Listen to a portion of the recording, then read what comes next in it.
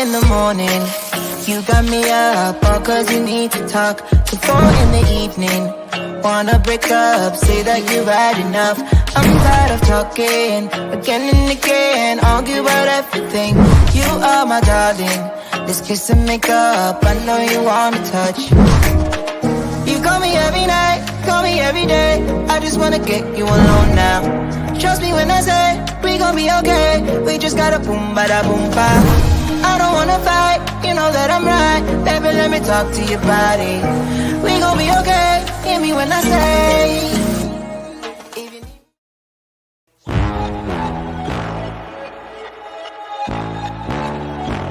Tell them run it all. I wake up. Yeah. I wake up, flex, I'm down now. Check, no drip, this wet. Tell them run it up. No sleep, no rest. Might crash, might wreck, but first I stretch. Tell them run it up. I wake up, flex, I'm down now. Check, no drip, this wet. Tell them run it up. No sleep, no rest. Might crash, might wreck, but first I stretch. Tell them run it up. 9 out of 10 roll through my hands, I'm by my lonely. Turn to a savage, now my baby wants to hold me. I love my fans, don't need no friends, I got my homies.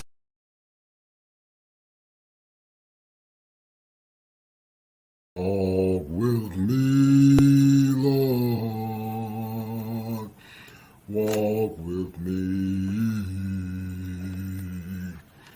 Walk with me, Lord, walk with me.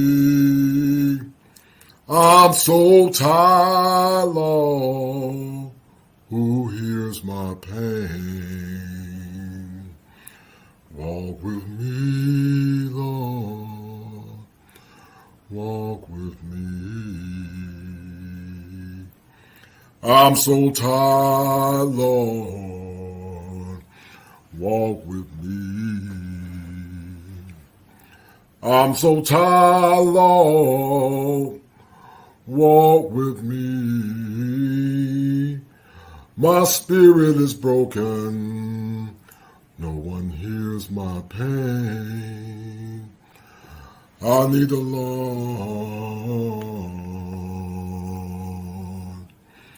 to walk with me, yeah.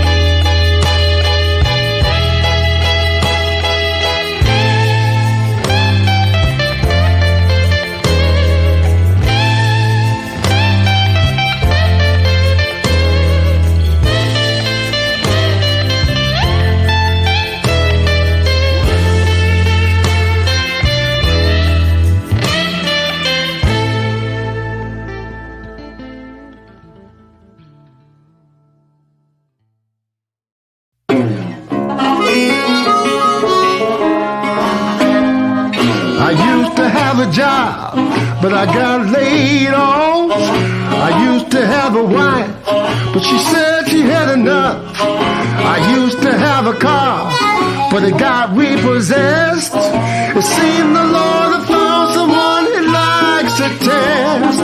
I've lost all a man could lose, that's why I sing the blues. I used to have a home, it burned to the ground. I used to have a dog, not nowhere to be found. I used to have money to buy what I need. Now the only thing I got is an alimony plea. Got nothing but bad news, that's why I sing the blues.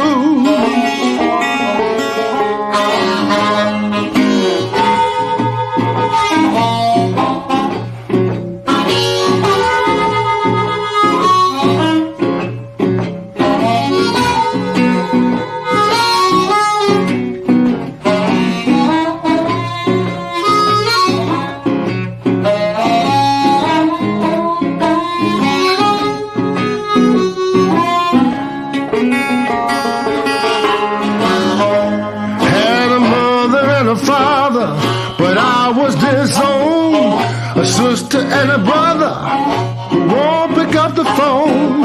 I used to have friends who listened to my plight. Now they all stay clear out of sight. Seems all that remains is a noose, that's why I sing the blues. Seems all that remains is a noose, that's why I sing the blues. Seems all that remains is a noose, that's why I sing the blues.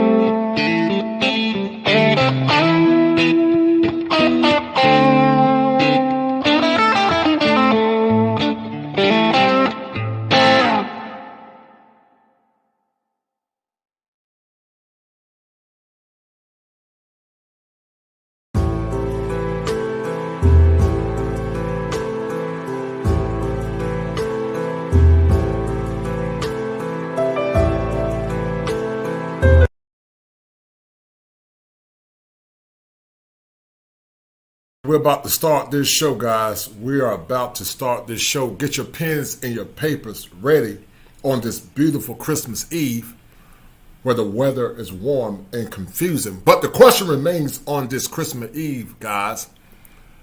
Does her pain weigh more than his?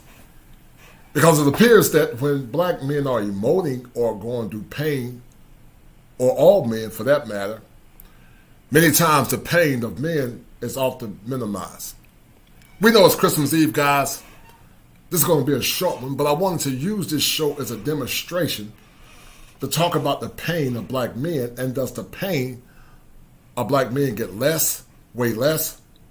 Do you feel like your pain is minimized? And the ones in these spaces, do they understand the pain of the American black man? Get ready.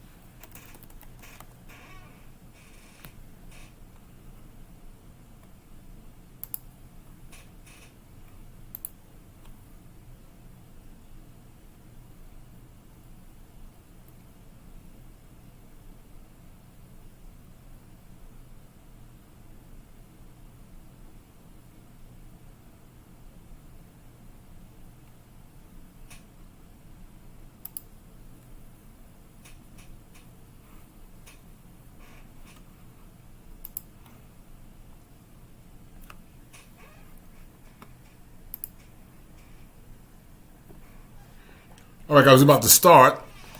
And the question remains on today, on this Christmas Eve. The question remains, guys, is his pain any less than her pain? Or does her pain weigh more than his pain? But before we start this show on today, we got to ask ourselves the question, what is pain? We got to ask ourselves the question, what is pain? Because pain, many times, guys, is qualified based on the person who determines what that pain is. We live in a world and a time in the men's space when men begin to emote and tell their pain. Often, their pain in their story is minimized. When men talk about the pain of divorce, when they talk about the pain of broken relationships, when they talk about the pain of molestation or not having fathers in their lives, many times, guys, you'll have some that will tell men to get over it, or they'll tell the men, man up. And we wonder why there's so much vitriol from so many men in these spaces, because many times they feel like their pain is not being heard. And I get it. There are some that will say, get over it, move on, you got to heal. True, in time heals all wounds, but here's the kicker. Trauma never really goes away. You just know how to deal with it better. And what most folks don't understand is this, is that when black men begin to emote, or all men begin to emote about their pain is often minimized. So we're going to have a powerful discussion on this Christmas Eve. This is going to be a short one, a classic edition nonetheless. Because we're going to talk about the pain, because the holidays for many men bring forth pain. A lot of brothers at this time felt that they would have been married by now. They felt they would have had wives and children.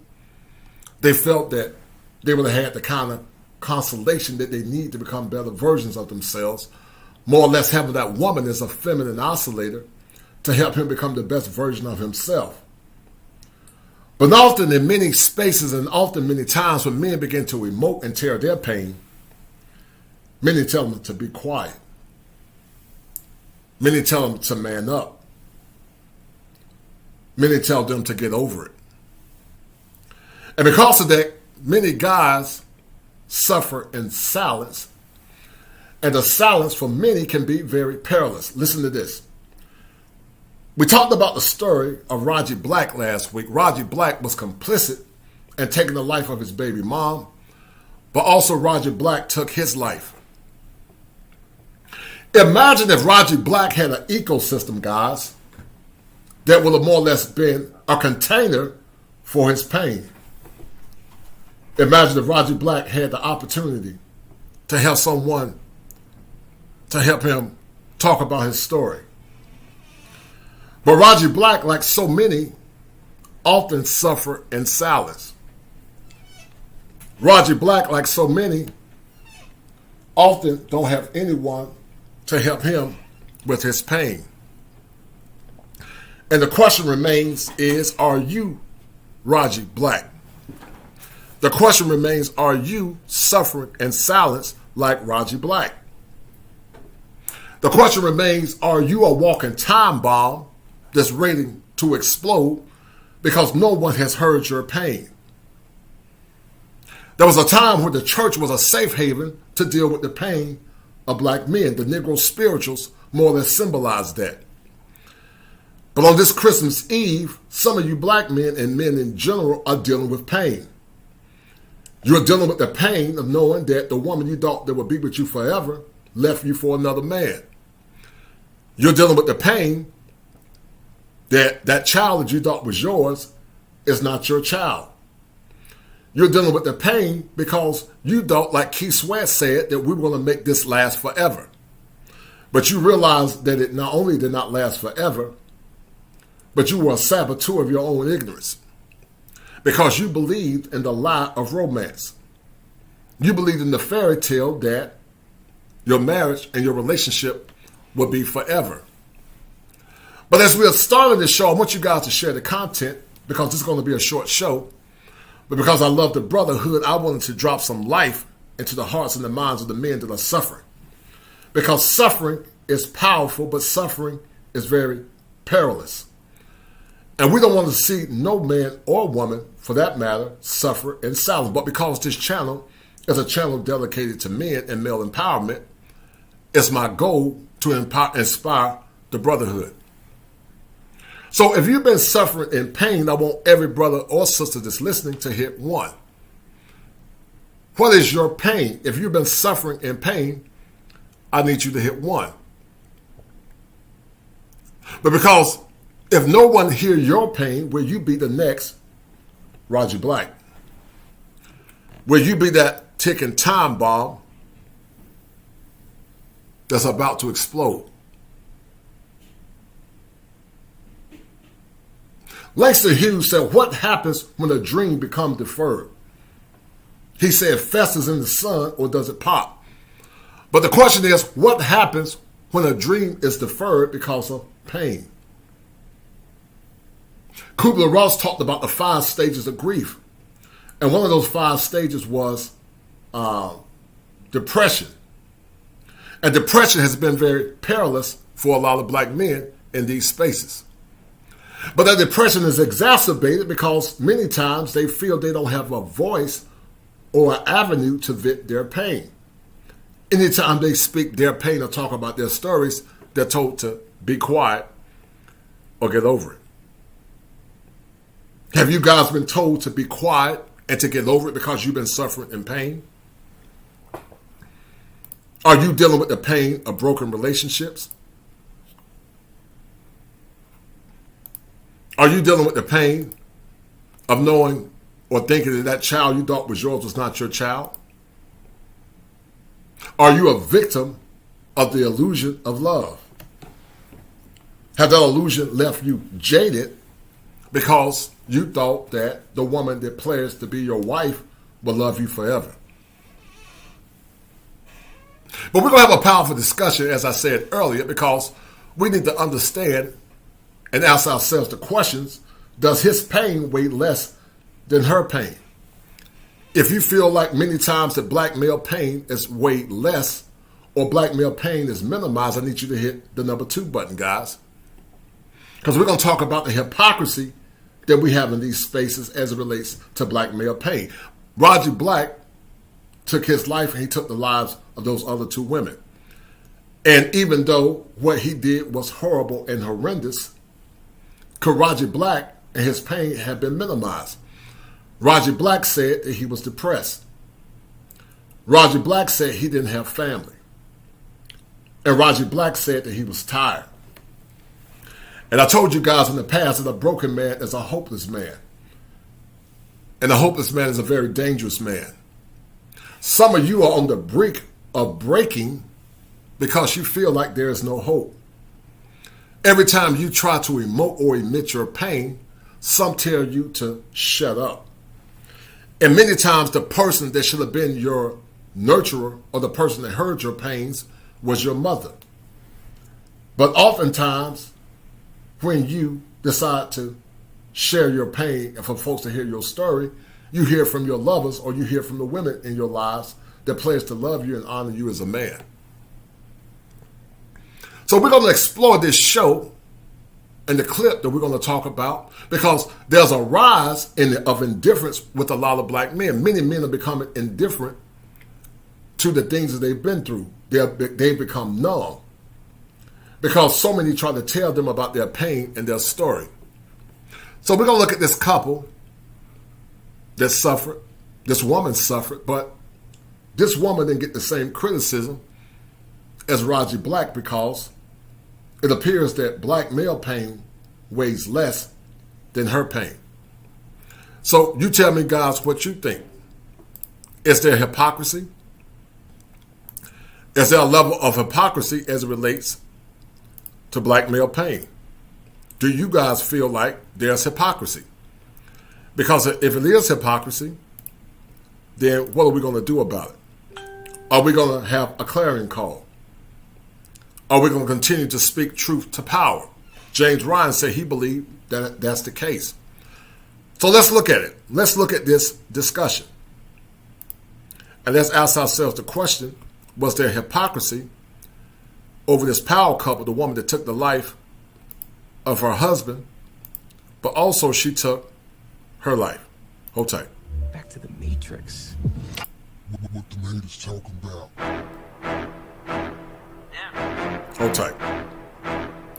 And 8 children who will now grow up without. Number 9, 44-year-old Kiana Burns shot and killed her husband, 46-year-old Ronnell Burns, before turning the gun on herself and taking her own life in a tragic murder-suicide. The Sandy Springs Police Department says that no one was in the house at the time of the killing. However, the couple left behind 8 children who will now grow up without either of their parents.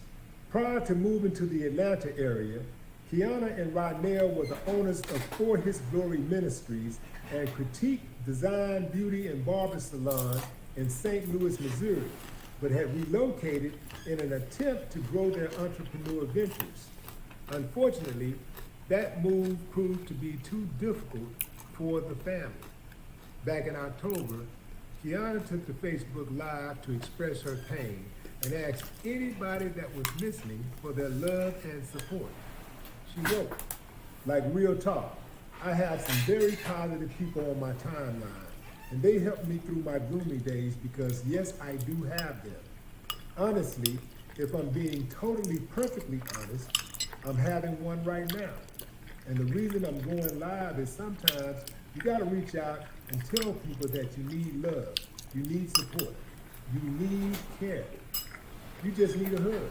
And honestly, you guys, I need that. I need that right now." You know, it's very difficult to judge what somebody does during a mental crisis. Having said that, it is very difficult, extremely difficult for me to fathom leaving 8 children in this wild, wild west world without my guys.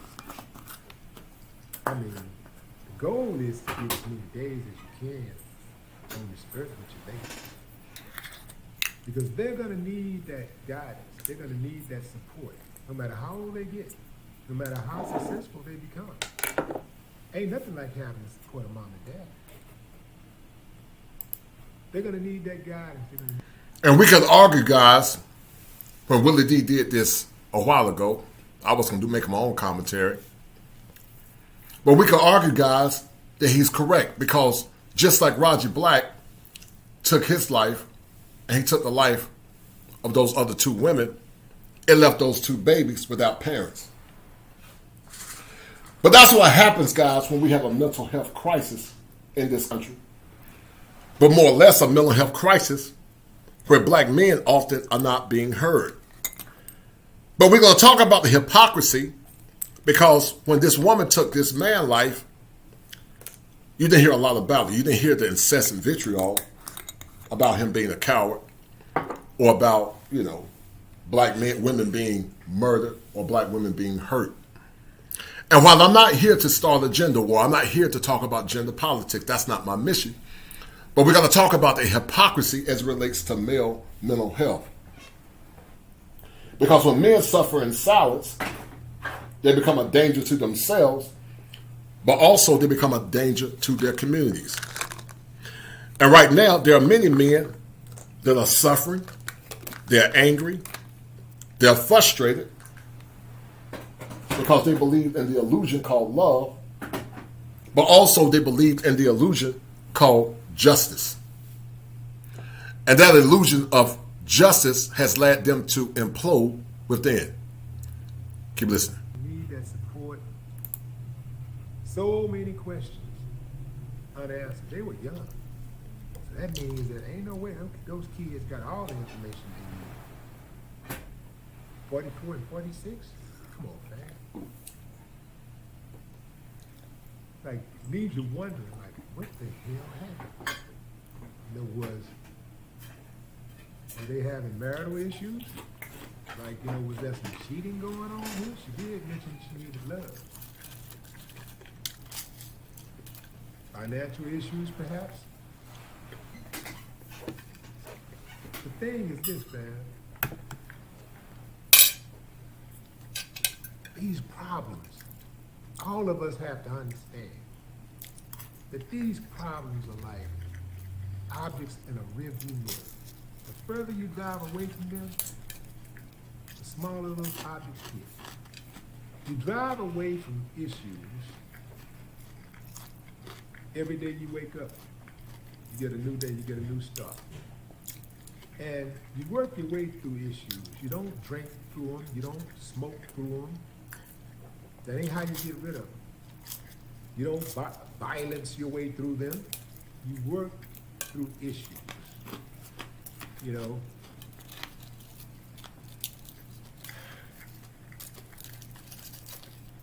I'm also wondering. One of the great challenges in this work is knowing enough about a subject to think you're right, but not enough about. Was this a situation where, because she was a Christian woman, that she felt she could not go to a qualified professional therapist to get help? Because a lot of times, people in the church, pastors specifically, will dissuade their members from going to see professional help, or seeking out professional help when they're having a mental crisis. They say, pray it away. God gonna help. And that's the key, guys. You cannot pray away a mental pathology. You cannot pray away a chemical imbalance. Now watch this. If you believe in miracles, can God perform a miracle? Yes, he can. Are there situations where God have healed people from their pain and disease and hurt? Yes. But that's the exception. It's not the rule. And just like doctors are agents of God's grace, so are therapists. But guys, in the past, many people used the therapy of the church. And listen to this. While the churches were a lot stronger then compared to now, and while many times they sung Negro spirituals to help them get through the pain of slavery and Jim Crow racism, Black people were never socialized like their predecessors to understand the impact of therapy, because many times if you went to a therapist, they said you were crazy as hell. And that's why I do these shows, guys, because I don't want anyone to suffer in silence. Spirituality is part of what's called the biopsychosocial spiritual model. And in the multitude of counselors, there is safety. I believe that prayer and music are all essential to mental health. But sometimes there can be biological pathologies that supersede that. And as I said earlier, can God heal that? Yes. But that's the exception. It's not the rule. And because it's not the rule, you need to use therapists like doctors, lawyers, or whatever, because they are all agents of God's redemptive grace, and also doctors. Keep listening. Man, just turn it all over to God. And then sometimes they'll have counselors in the church, but some churches, they don't have that same level of professionalism as others. Like some people just know how to talk and they know how to just talk with you or whatever, but you got to talk to people who are, this is what they do. These people are trained therapists. They're trained to notice certain signs and give people certain information that they can use to get through these difficult times. Because we all have them. You know, I was talking to my son today. He's talking about he was feeling some kind of way. He was having anxiety and stuff like that. I said, I have that. I said, I also have depression. I have bouts of depression myself. Yes, I do. The difference is that I know it's all mental. Anytime you're going through something like a mental thing, like depression, at least I know for myself, it's all about what I'm thinking. It's the thoughts that enter my head that gives me anxiety, right? Or gives me some form of depression. It's the thoughts that I put inside my head. So the longer I allow those thoughts to live in my head, the longer my depression lasts. So I have to figure out a way to compartmentalize those issues, and I move them around so that I can function.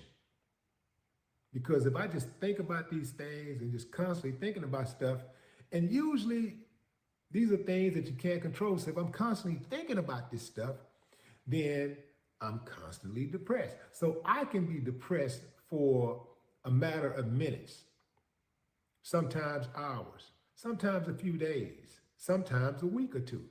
But that's very rare. A week or two, that's very, very, days, very, very rare. I'm talking about years can pass before I feel a slump like that. Usually my depression will last a few minutes, maybe even a few hours, but that's it.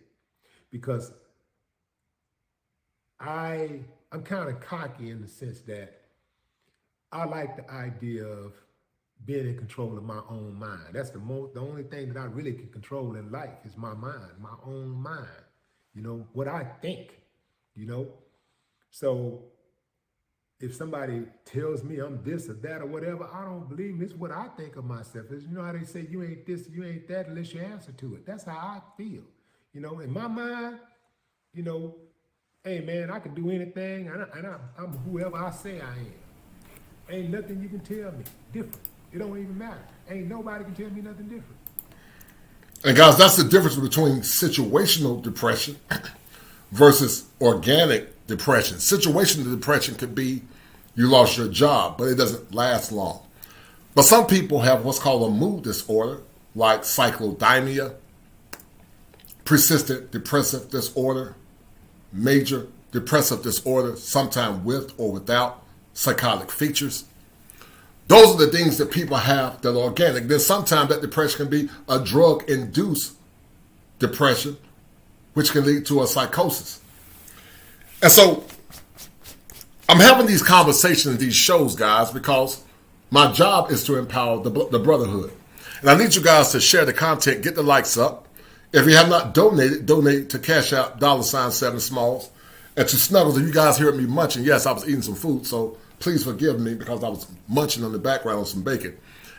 on this Christmas Eve. But because I love the brotherhood, and I want to see our men win, I want to see our women win as well, the ones that are willing to be under the authority of a good man. But I'm doing these shows because I don't want to see another Roger Black. But the fact remains that it appears, guys, that sometimes the pain of the black man or men in general weigh less than her pain. Keep listening. You see what I'm saying, fam? So a lot of the depression and anxiety and stuff that people feel is,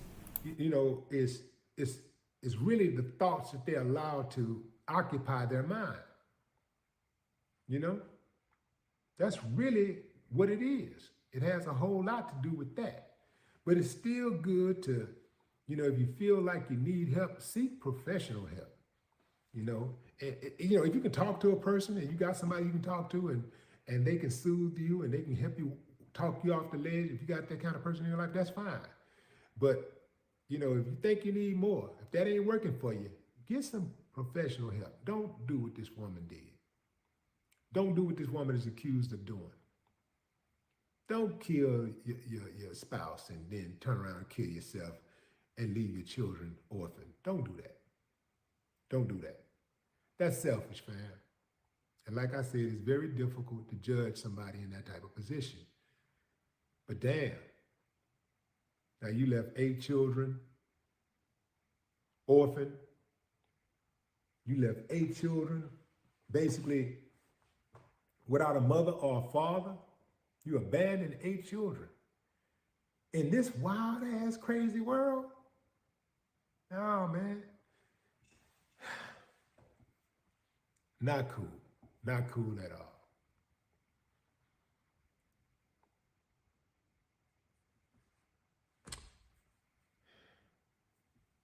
To the family, friends, condolences, RIP to the deceased.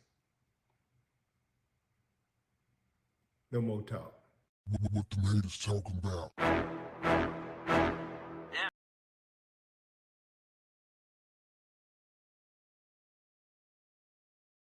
This conversation because you saw it and I saw it.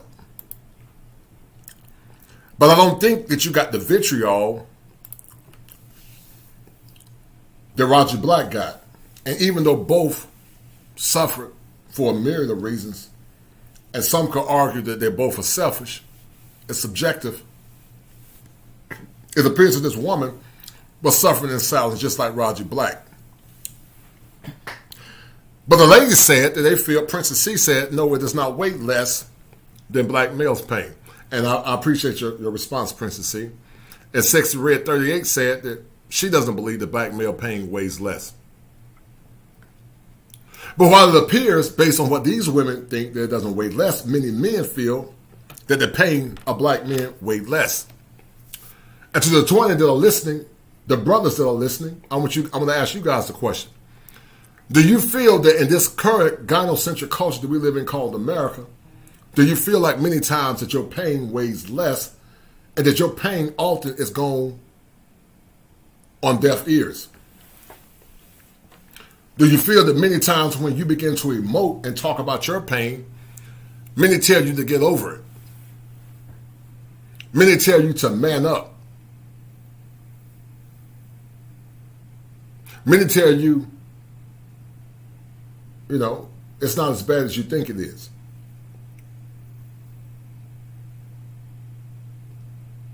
So I want you guys to take some notes because I want to ask you the question, how have your pain impacted you as a man?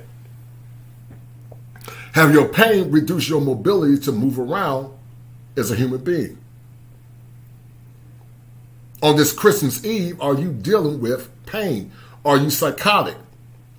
Are you thinking about hurting yourself based on negative social conditioning, but also based on negative assimilation? Are you triggered every time the holidays come? Because the holidays are symbolic of pain. Have there been an effort to suppress your pain as a man, but also as a black man?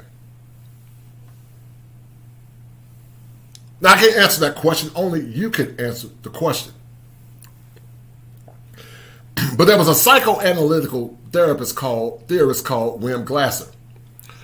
And William Glasser said that needs drive behaviors, and because needs drive behaviors, then people can choose behaviors, good or bad. And many times in psychoanalytical therapy, he believed that the pathologies of human beings was due to choice, but also those pathologies were due to because they weren't getting their needs met.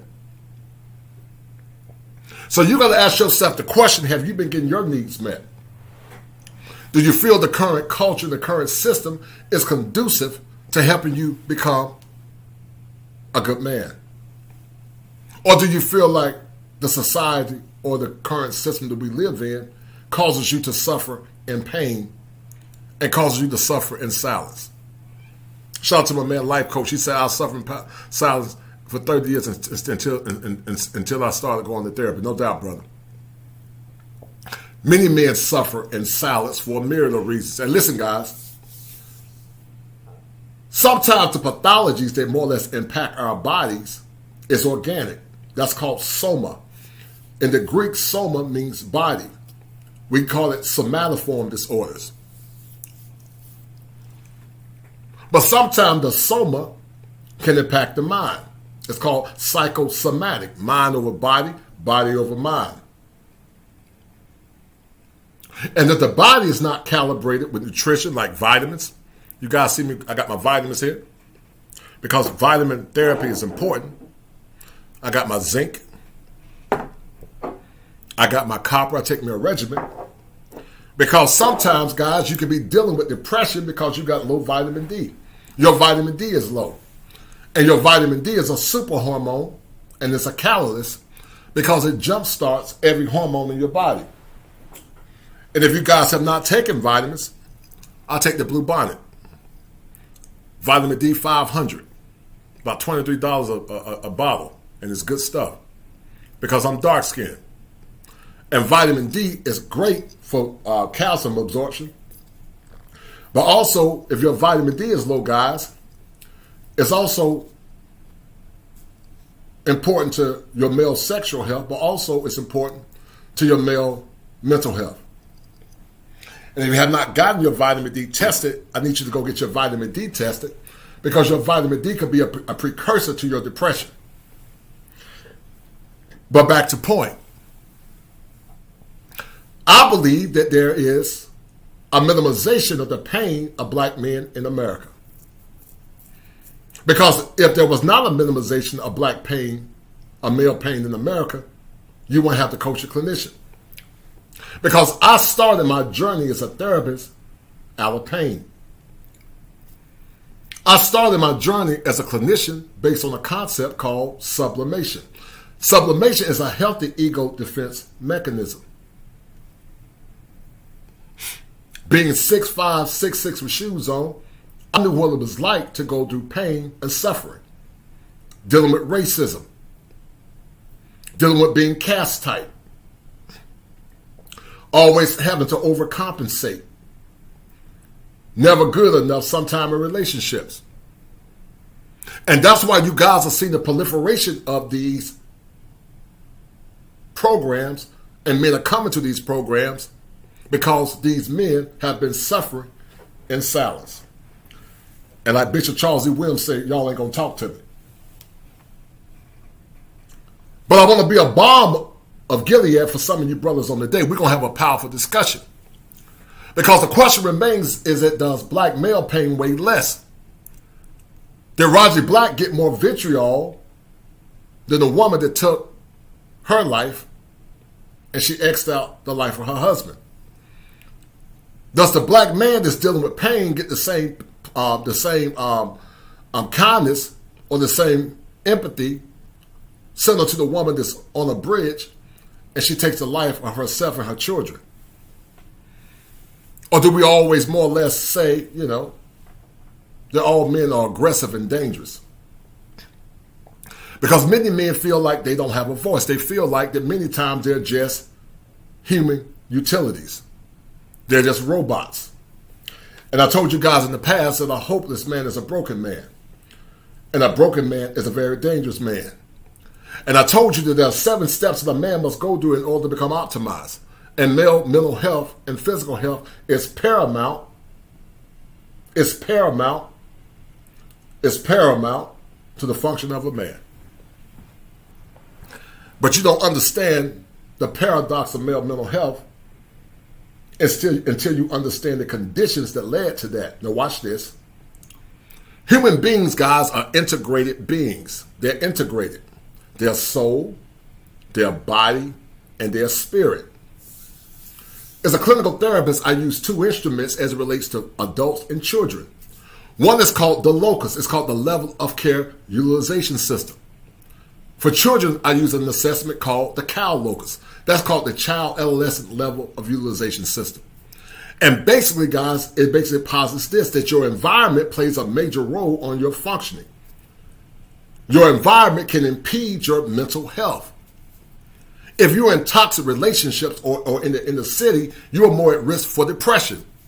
Some of these young men that have been going on these killing sprees are suffering from depression. Some are actually suffering from post-traumatic stress disorder. But because we tend to minimize the pain of black men and men in general, many times they go undiagnosed. And because of that undiagnosis, what you guys are seeing in this space, because also to the women that are listening, you are seeing men begin to free associate, which is part of psychoanalytical therapy. They're free associating because they're tired of the pain. So anytime the therapist set them down and tell me what comes to mind based on your trauma, you're going to hear a lot of different things. So when you come in these spaces, you must be sensitive to the pain of the men that have been broken. I got 31. Get the likes up, guys. If you have not donated, donate to the channel. I do this, guys, because I love you. I do this because I want to inspire the brotherhood, but also I want to inspire the sisterhood. Because there are some good sisters that are listening. There are some good sisters that are curious about the pains of black men. But sadly, I don't feel like we have enough. I feel like we don't have enough that are advocates for the pain of black men. Because see, guys, we love foolishness better than we love our mental sanctity. So we're going to continue the discussion as there a rise of apathy among black men in America, or men in general. How many men shut out because they feel like they don't really care about us.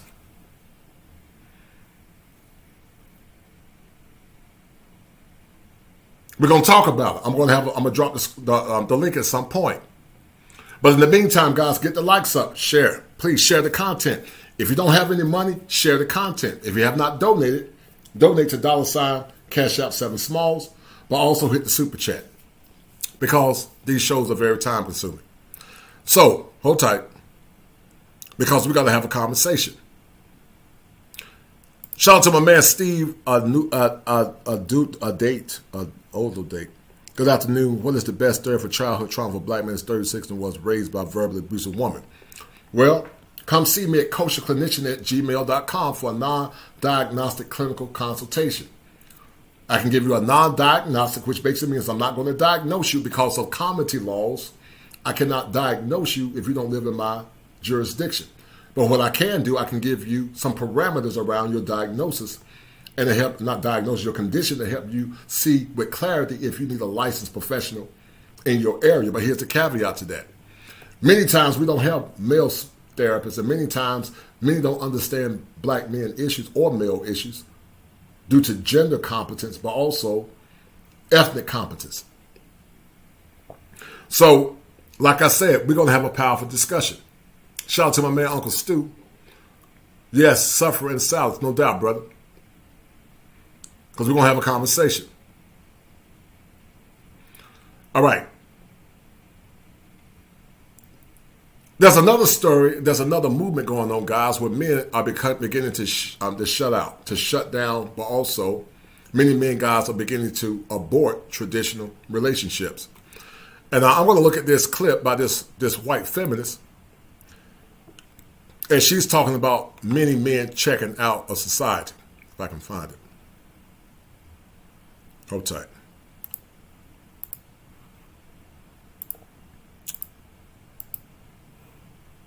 Hold tight. But in the meantime, I want you guys to ask yourselves the question, what do you think about the issues that we have in our communities?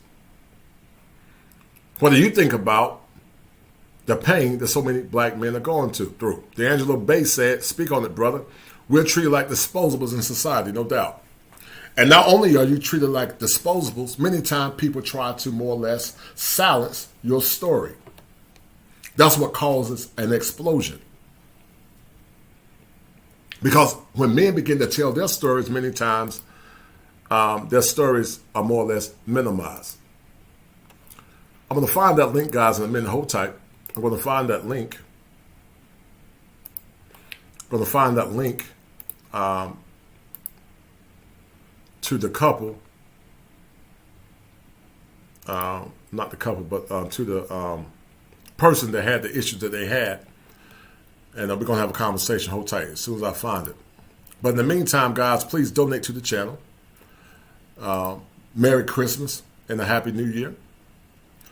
This is Christmas Eve. I hope you guys are in good spirits. I hope you guys are more or less looking forward to enjoying your families. But to the guys that are listening that are going through or dealing with depression, feel free to look me up. Feel free to have a conversation, because I don't want you suffering in silence. I don't want you suffering with pain, because we need to hear the stories of men. We need to hear the stories of men, but also we need to hear the suffering of men. Because men should be able to tell their pain unapologetically without any recourse. So to the guys that are listening, I'm going to run this quick commercial real quick, and then I'm going to play this ad real quick. All right, hold tight, guys. Are you a victim of brokenness and despair? A broken man is a hopeless man, and a hopeless man is a very dangerous man. Many times, many of you young men that are listening come from homes that are very toxic and very dysfunctional. And because of that, many of you have deferred your power in many ways, to the point it's led over into your social life, and many times led over into your relationships.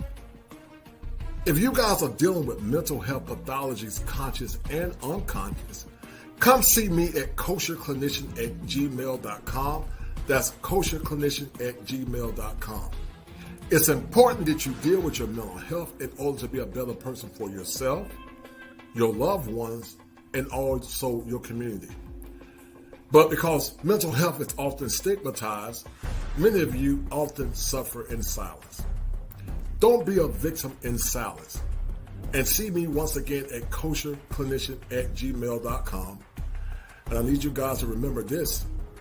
If it ain't 7, it ain't kosher. If it ain't kosher, it ain't right. There are 7 steps that a man must go through in order to become an optimized male. And male mental health is one of those elements that's paramount to the functioning of a man. Be well.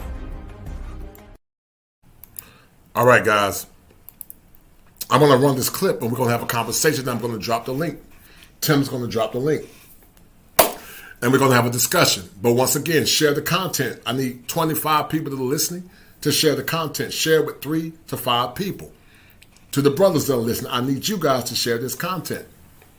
Because if you're concerned about the mental health of your brothers, share the content. I know the holidays is approaching. I know most people are out shopping, getting ready for Christmas on tomorrow. So this is not going to be a live stream. But I wanted to bring this stream to you guys, because the holidays can be a very depressing time for many men and many women. The holidays can be a very depressing time for many men and many women for a myriad of reasons. But because my show is for male empowerment, my focus is on men. So guys, I need you to share the content. And if you have not donated, which I haven't got a donation, donate to the channel. Hit the super chat. inspire the brotherhood, because when you guys help me, it inspires me to continue to do these shows. But also, as you see, this equipment that I have is very expensive. I'm not one of those content creators that say I'm going to get equipment and I don't buy it. I kicked out literally almost over $5,000 in equipment because I'm going to give you guys high quality production.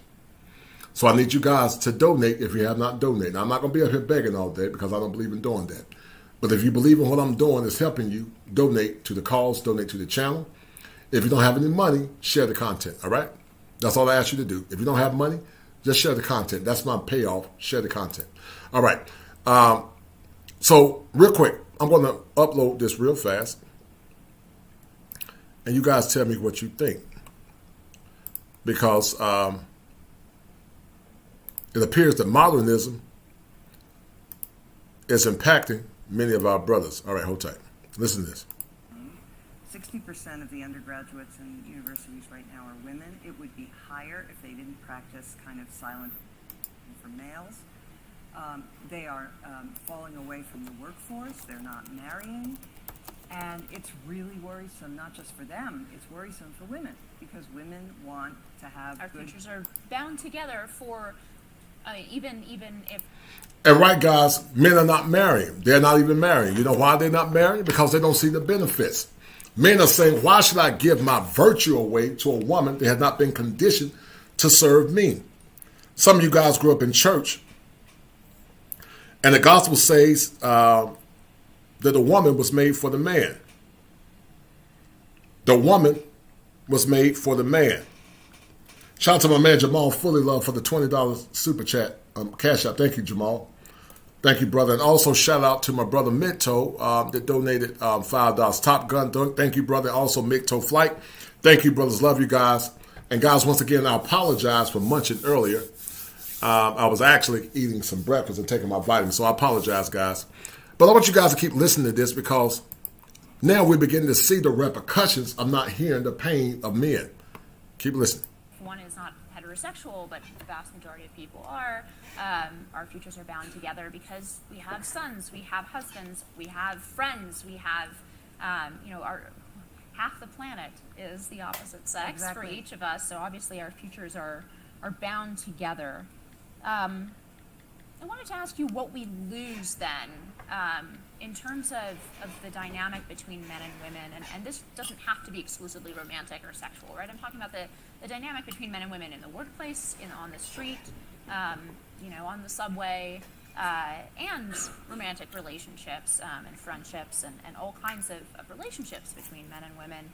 Have we lost something about the joy of the differences and kind of having a good time with those differences? I mean, a couple examples that that I've pushed back against in my writing, and I was genuinely shocked to read the interpretation of one of my favorite songs in the last few years, Baby It's Cold Outside. And this song, if you haven't heard this song in the last few years, has become somewhat controversial. The interpretation is that there's something... that there's some kind of lack of consent, that he's maybe drugging her in her drink. And to me, it was very... I missed that. Yeah, you missed this whole conversation? This has been going on I for didn't years. miss the conversation. Oh, I yeah. missed the implication that there was a date rape in that song. But when I listen to that song, I hear a beautiful illustration of kind of the dance between men and women. What do we lose when the sort of model of female power goes from Liz Taylor to Liz Lemon? Well, it's also, one of the things that kept coming up when I talked to young people when I was researching this book is the loss of flirtation.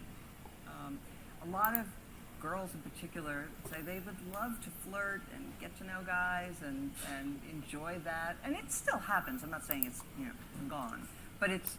And guys, it appears that some of our women took the bait of white liberal feminism. And because of that, there was a time where black women, but also black men, were some of the most conservative people in the world. And black men, by and large, tend to be traditional and conservative. But what this woman is saying is that you're beginning to see the insurgency of black men's male spaces and what she called the so-called manosphere. And the manosphere is a response to what Will Glasser called choices. Needs drive behaviors. Sometimes the choices is maladaptive. But also sometimes the choice is for validation. And so, guys, keep listening, and we're going to drop the link in a minute because we're going to have a discussion. We're going to talk about pain and what's caused the pain, or why do you see the apathy by so many. Keep listening. It's much different. I mean, now we're living in the world of swipe right, swipe left. The whole, as you say, the dance of courtship and the chase, which frankly is pleasurable for both men and women, is much cruder now and much less fun. And what we lose is the sense that we're dealing here with something that's actually incredibly profound. One of the mistakes of the sexual revolution was in believing that it was not important. When I got to college in the 1970s, they said, oh, it's just like a handshake, or, it's chaste makes waste, and various other slogans. Or if you were a woman who was just going to use a man for sex, that was a great step forward for the sisterhood. But the fact is that this, I think, is in deep denial about a fact of human nature and a fact about women's natures, which is important. Let's look at that story that ran in the New Yorker a few months ago, the cat people. So it showed, it was fiction, but it told a deep truth. This couple get to know each other through a texting flirtation. They finally go out on a date, and they have sex on the first date, and it's not good sex for her, and she really doesn't like him anymore and has had all these mixed feelings. Okay. But then he starts to communicate with her afterwards, and she starts to get these texts that suddenly sound a little frightening and a little bit threatening. What happened there? They had sex, which unleashes passions in the human heart that are sometimes dark, that have to be dealt with, that have to be controlled. And to say that sex is always just a roll in the hay, and it's not, who cares, and everybody should be doing it all the time, and you don't have to be in a relationship, or the hell with commitment. Well, you know what? We're finding out misery, and it's because I think we're denying something that is real and deep. And if you want to know about it, watch any opera. Read literature. Always ends in tragedy. Yeah. Hopefully that's not the case across the board in our lives. So speaking of the dark side, right, of man's nature that you argue was largely unleashed by the sexual revolution, although it existed before, but now it was sort of sanctioned by society.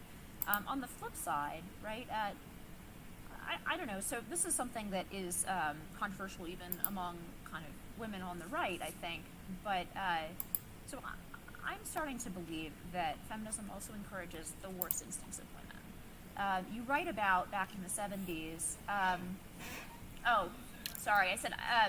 that feminism encourages the worst instincts, or some of the worst natural instincts of women, or amplifies them in some way.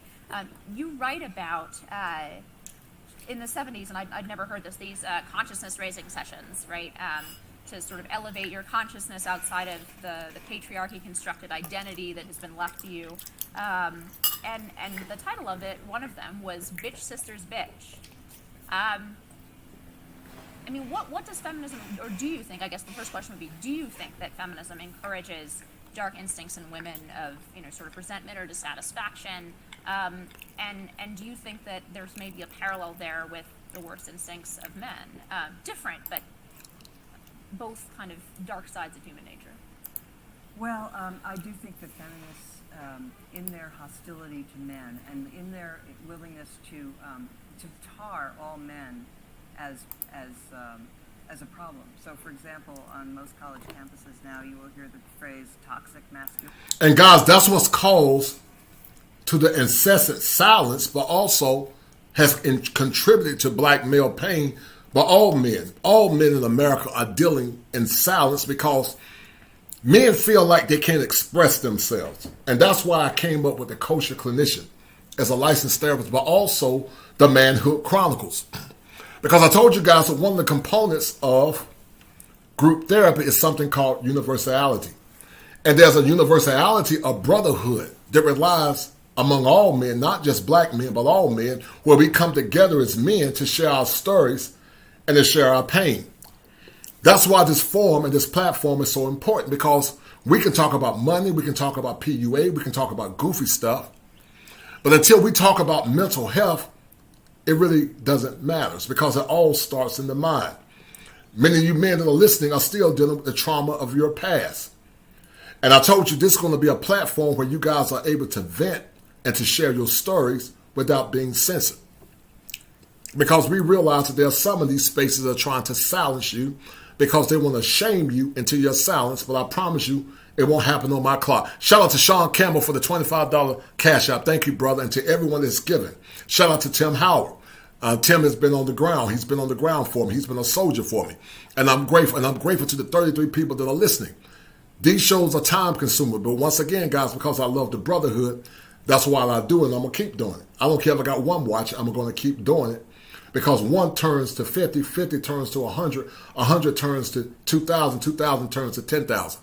And so, guys, share the content, because this show is very important. You got brothers and homeboys that would have been alive today if they had someone to talk to. So share this content. I need you guys to share it to as many men as you can. There are many of you guys that are listening that watch this show, but you have not subscribed. I need you to subscribe, hit the subscription button, subscribe to the channel. There's no need to look at the show if you're not going to subscribe to the channel. Hit all notification buttons, because there are some sisters in need as well. So share the content. Thank you. Masculinity. This is thought to be the way to deal with rape and sexual assault, is that we have to sort of bleach this out of men's natures, and if we can do that, then, well, of course, what does that say to men? It says that there's something toxic about being a male, and instead of saying, most of you are great people, and we know that, but a few are bad, and here are the things that we consider bad, and that's what they are. But just to call it toxic masculinity, it just embitters relations between the sexes. I think that one of the things that has caused a backlash, and I don't recommend this, but I had to do it for my research on my book, the manosphere online is full of furious, angry men who hate women. It's misogyny on steroids. So you heard what this woman said. Guys, I want to show you guys this on purpose. And she said, there's the belief that the manosphere, or the place where men come to congregate, is full of misogyny. But watch this, guys. I need you guys to watch this. For years, there have been very misandric language towards men, especially black men. I grew up in the 90s, guys, where they say, black men ain't ish. That's misandric. I grew up in a time where they say that you got to have a J-O-B if you want to be with me. I heard them say, I heard them talk about others. There have been other songs in the arts and the media that have more or less tried to shame black men, which is very misandric. But that's a hypocrisy, guys, of many of these groups that you have that has caused to the suppression of male pain. And what you're seeing, once again, is groups like these spaces, like the manosphere, or what I call a universality brotherhood, or a synthetic barbershop, where guys come together to tell their pain. I'm going to apologize again, guys. You guys heard me eating. I'm eating oatmeal and with walnuts. So if you guys hear me eating, I apologize. But I got to get my food in, so I apologize. I try to mute it. But what you're seeing, guys, is this incessant need to pulverize black men. And there was a time where black men and black women were working together. But I really believe that many of our women have been compromised due to liberal indoctrination. And I think our women at their core want traditional conservative men, but many have been indoctrinated by liberal white lore. And because of that, women like her have told our women that black men oppress them, and black men never had the power to oppress, because black men and black women were mules of the same cause. Domestic issues are not just endemic to the black man and the black woman. All ethnic groups, whether you're white, black, Asian, or whatever, have been complicit in domestic violence. But we tend to associate all domestic issues with being more or less parallel to black men, which is an overgeneralization of black men and the suffering of black men. Keep listening. Steroids, and it's partly a reaction to what they perceive to be the man-hating feminists. We need to have a lot more appreciation of masculinity that is that the best things about men. So one of the things I was that I purposely put into this book were examples of men doing things just because that's how men are. That's the best that men are. So in the Aurora, Colorado theater shooting, when this gunman opened fire on all those people, 4 men put their own bodies over their girlfriends to save their lives, and 3 were killed. On the train in France, when a terrorist came out and was firing on people, 6 men jumped to their feet. They had nothing. They just put their bodies in the way and they went after him. That kind of self-sacrifice, that kind of instinctive protectiveness toward women is exactly the sort of thing that we should honor in men. And that is how you channel, in my judgment, their natural aggression, their natural And what a woman doesn't understand is this: if she's feminine, a feminine woman will help a man become the best version of himself. A feminine woman many times will calm the savage beast. Men by nature are fixers, but men by nature are protectors. But what a lot of men are having to do, because it's not natural, they're having to stop and say, is this person worthy of being protected? Why will I protect a woman that's not serving me or honoring me as a man? Why will I protect a community that does not value masculinity or patriarchal order? And so what men are saying is that, it goes against my nature. My nature wants to protect, but I got to get something in return. And that's why you begin to see men grow cold. Alan Roger Curry wrote a book called The Beta Male Revolution. Sean James wrote a book called The Man Crisis. And so these shows, guys, once again, are very important because it helps bring clarity to the condition of black men in this country called America. Keep listening. I'm about to drop the link in a minute. Rambunctiousness, and you channel it toward goodness. So you say, yeah, you have a lot of aggression, but you should be using it to protect the weak, and you should be using it toward good, and not toward, God forbid, hurting women or children, but you're the protector. And I just think that would be a lot healthier if we had more appreciation among feminists for what's noble and best in men. So I think there's critique from both the right and the left of feminism for this reason. It seems to address the concern. All right. We're going to stop. We're going to drop the link, guys. Enough of that. But I did that for a reason, to bring clarity, guys, to the struggles of what black men are going through. Does her pain weigh more than his pain? Because it appears that we tend to look at men through the kaleidoscope of brokenness. We tend to look at men through the microscope of aggression. We tend to look at men through the microscope of brutality. But we don't look at men based on the things that they've done to build and to protect. When you think about the Titanic, many men gave their lives. When you think about World War I, World War II, not World War III, but the Revolutionary War, Christopher Attucks was the first man that gave his life for freedom. He was a black Indian. When you think about the Vietnam War, many black soldiers died, and many came back alive, but they were paralyzed mentally. So we have these shows for a reason. Because it appears, as I said once again, many of our women were under attack, but also many of our women were compromised. So I want you guys to pop in. Let's have a discussion, because it's the holidays. And this is not going to be a long show. I'm going to try to keep it under 2 hours. But I want to hear from the men. I want to hear from the brothers that are suffering in silence. Does her pain weigh more than his pain? Are the scales of justice balanced?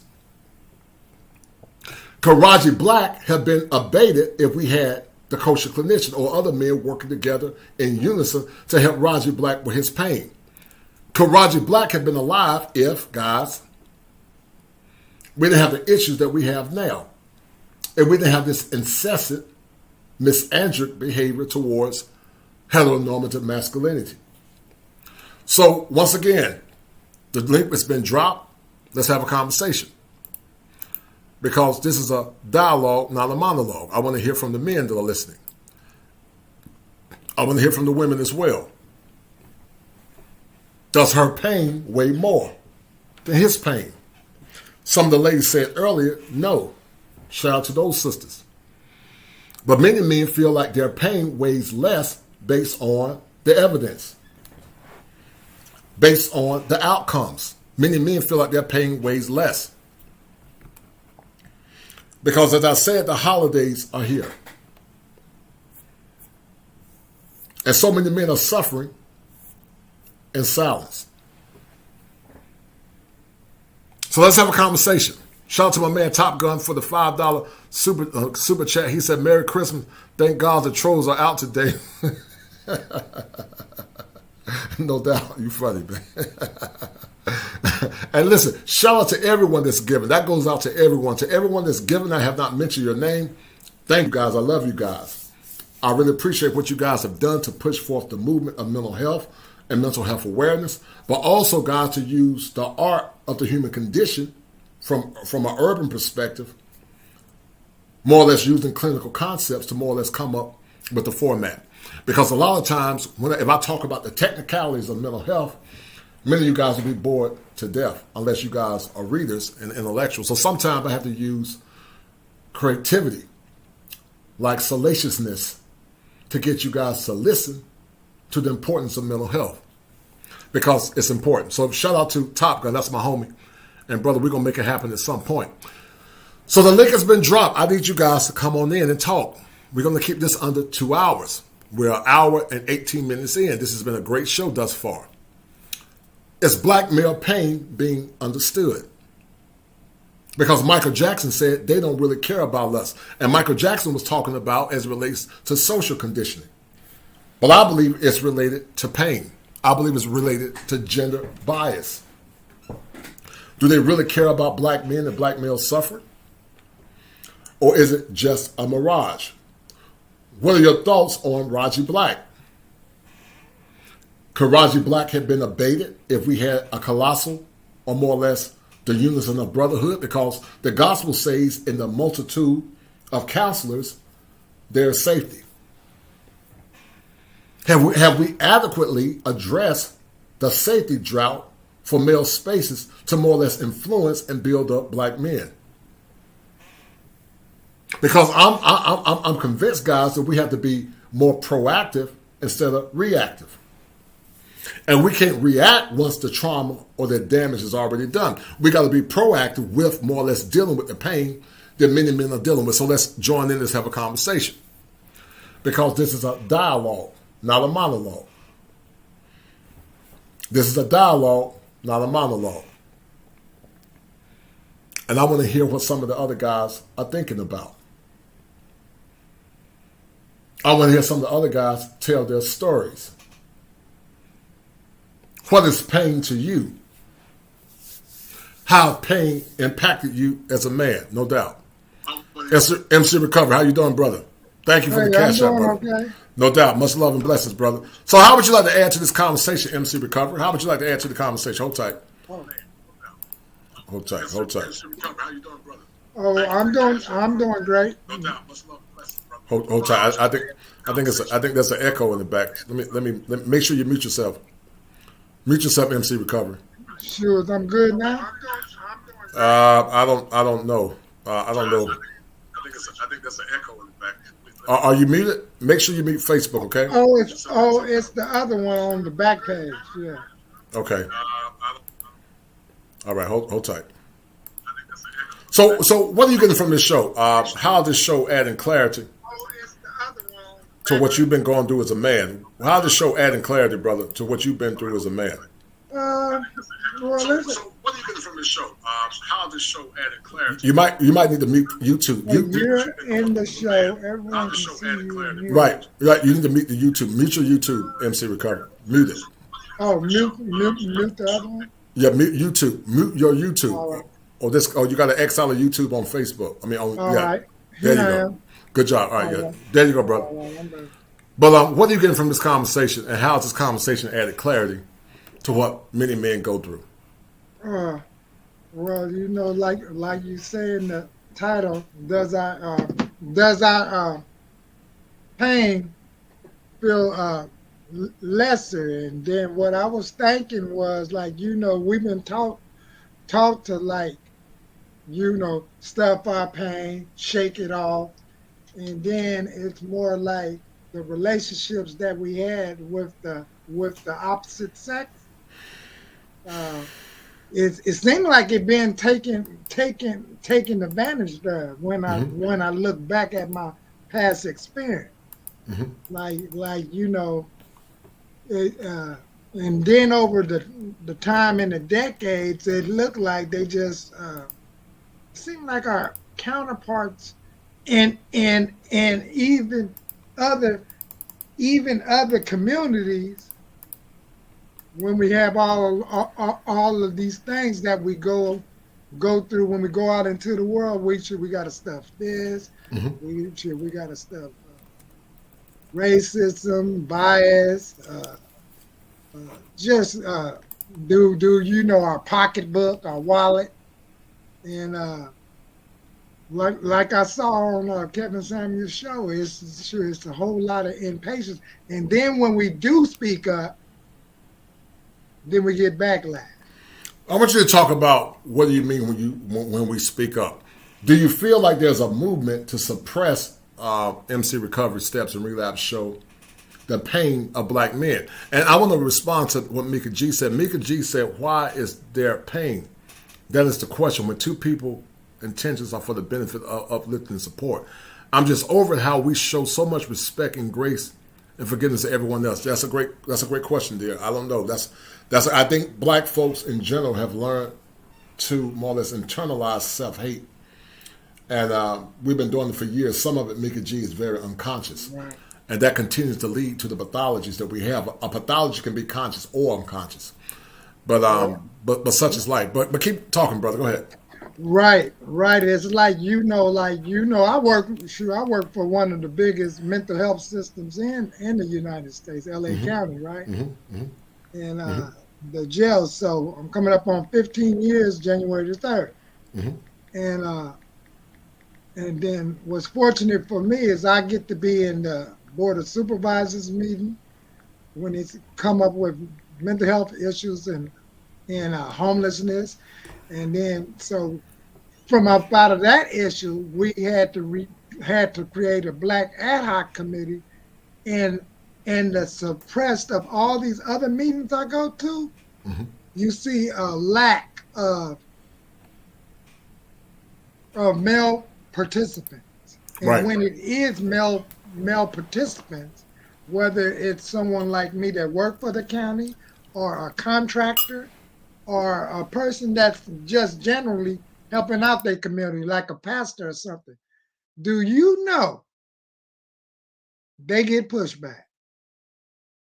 They get so much pushback, like you can have a program and it will take like months, sometimes weeks for us to for them to send somebody through there to see if it's running accordingly to your contract.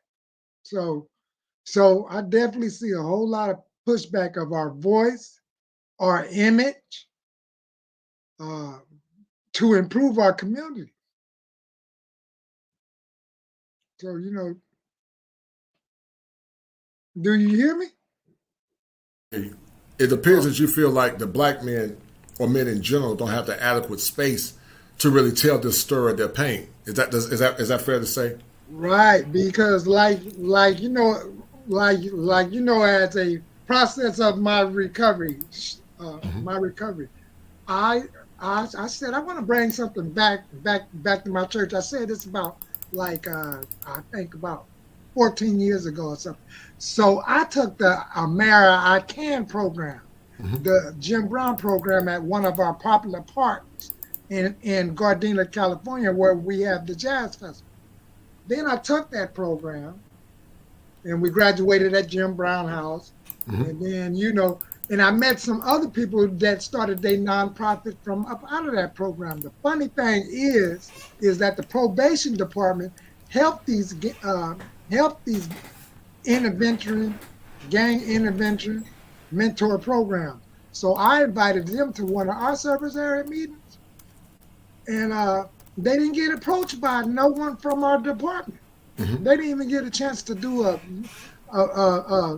and then when they did their announcement, it was as if, because I see the leadership in certain service areas right in our county, it's like when it comes to like South Central, Watts, Inglewood, Compton, that's all like 6. And we would get more female directors and district chiefs. So years later, I bring it up again, and it's still as if when our voice is heard, our voice is only heard when it's a criminal activity going on, like a drive-by. But the response don't be mental health first. It'd be more investigation first. So Right. When it's supposed to be, but if it happened in Beverly Hills and Santa Monica, we're on the front line. Right. I learned that from, and guess who I learned that from? Go ahead, brother. Who'd you learn from? Dick Gregory, when he showed up at the convention center, because he asked me a question: do they sell malt liquor in Santa Monica? Well, hold tight. Shout out to Cool Gent 87 for sharing the content, and also to Antisocial Socialite Podcast. Thank you, D. I heard you the other day on somebody's show. I forgot who it was, but I heard that UK accent. So thank you guys for the ones that are sharing. Let me tell you something, guys. I see the people that share this content. So to the 31 that are listening, please share the content. If 31 people share this content, we can get this movement growing. You can help this channel grow at a higher level. But if you're not sharing the content, many people don't know about it. Make sure you hit all notifications and hit the bell. Because my man Narc Perspective said he didn't get the show, so I don't know what's going on. I don't know if they are doing it intentionally. I don't know. But I know many times the things we talk about are not PC. So I take a risk on these shows as it relates to male empowerment and the empowerment of the brotherhood. So I need you guys to share the content. Please share, because I see who share the content. But to add clarity to the discussion, let's talk about the pain that you went through, MC Recovery, and also to the guys that are listening. The link has been dropped. Let's have a conversation. Tim, drop the link again, because we need to have a conversation. It's about 30 minutes left, but I want to hear from these brothers as it talks about their pain, and that pain is going misunderstood. No doubt. Shout out to Narc Perspective. Thank you, brother. The beautiful part about the pain that I went through, because I went through the 12 steps, and I started in recovery at 34. Right. And when my fourth time getting in the treatment center, this time I got a sponsor. But when you get to that 4th step, you get a chance to look at the real pain. You get the chance to pick up the pencil, and you get the chance to write about it. And towards the end of the inventory, then it puts down the part that you play. So I saw the part that I play that, my picker is broke when it comes to picking women and stuff of that nature. But what I found is that, that I did a whole lot of the blue pill stuff, having expectations. It's like that. It seemed like the relationship always have changed soon as you have sex.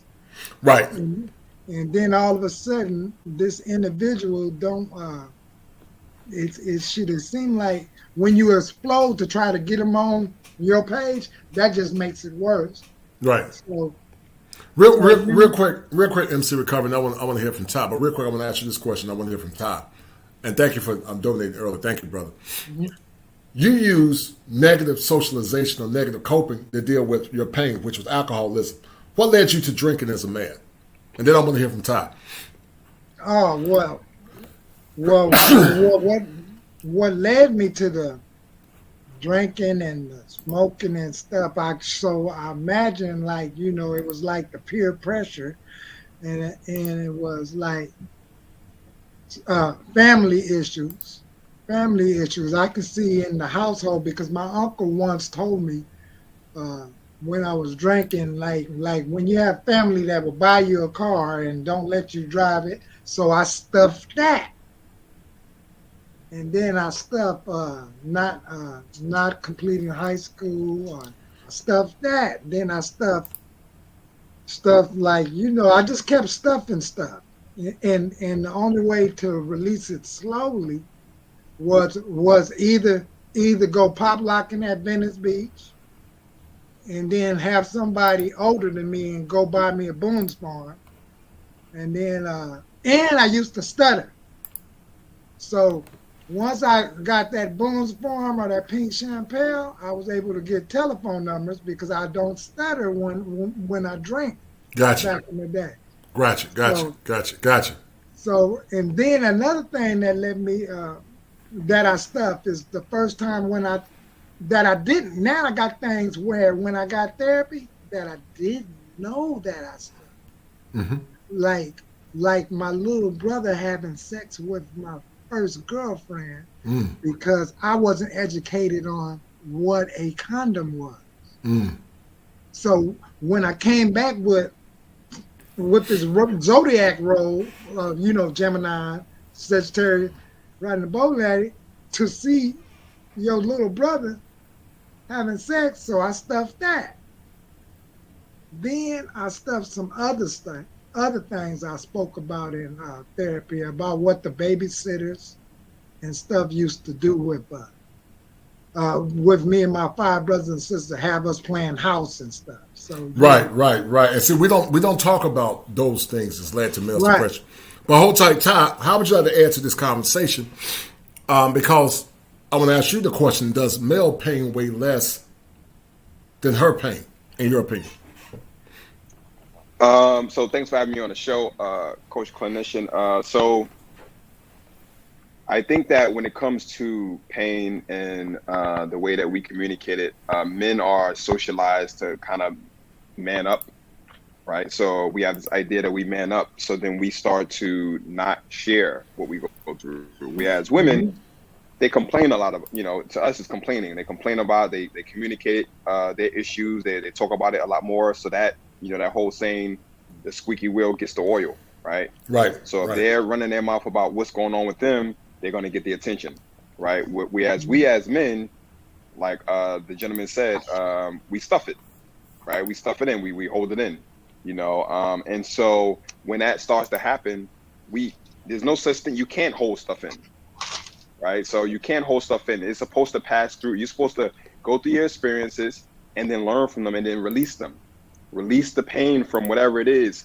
If you don't release those things, now you start having other issues. You explode eventually, right? Or you try to numb the pain. That's where the drugs and the alcohol, the women working ourselves to death, all these things that we do, we try to do these things to try to distract us from how we feel because the feelings are too great, right?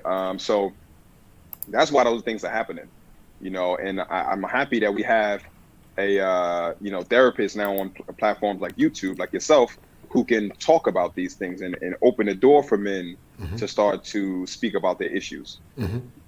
Oh man, when you say that working, now that's what I was doing too. First I would work for my dad, work for telemarketing, then I'm pop locking at Venice Beach.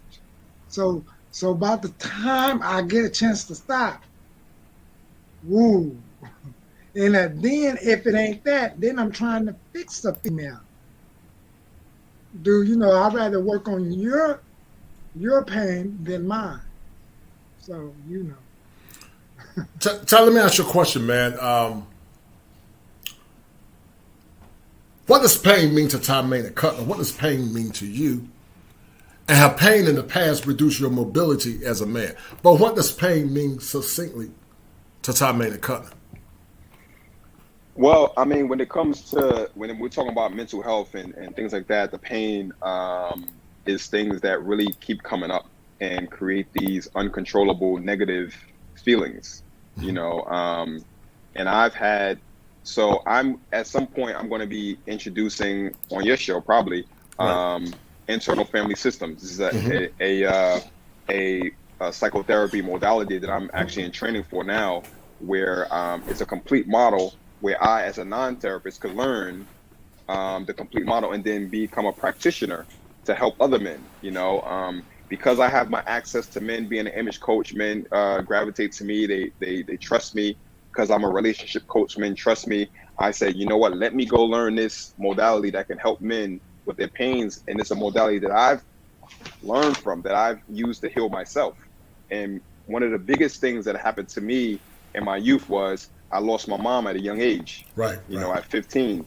And when that happened, at the time, my mom was the person that I would share my emotions with, right? So trauma is basically when you don't know how to feel, and then there's nobody to help you feel that feeling. So then what we end up doing is, like the brother said, we stuff it away. In IFS language is called exiling it, right? You put it in a corner, you put it away. You don't want to talk. I don't want to talk about that anymore, because if I talk about it, the pain is going to be so great. You know, like the pain of my mother passing is going to be so great, I'll never laugh again. I'll cry forever. That's how I felt at that young age of 15. That's what I felt will happen. I will cry forever. My friends won't want to be around me because I'll always be sad. I'll always be talking about the pain. So let me not talk about it. Let me not think about it. Let me stuff it away and act like it never happened. But you can't. It comes up in other ways. It's going to come up. It's going to show up, because when you put that away, you're putting part of yourself away. You're putting part of yourself in the corner. That part that got hurt from whatever the situation, you putting that part of yourself away. And that part holds a lot of gifts and creativity and talents that you're putting away. And those things need to come out. So that part of you is always going to be saying, when are we going to talk? When are we going to deal with this? When are we going to talk? When are we going to deal with this? Let me drink.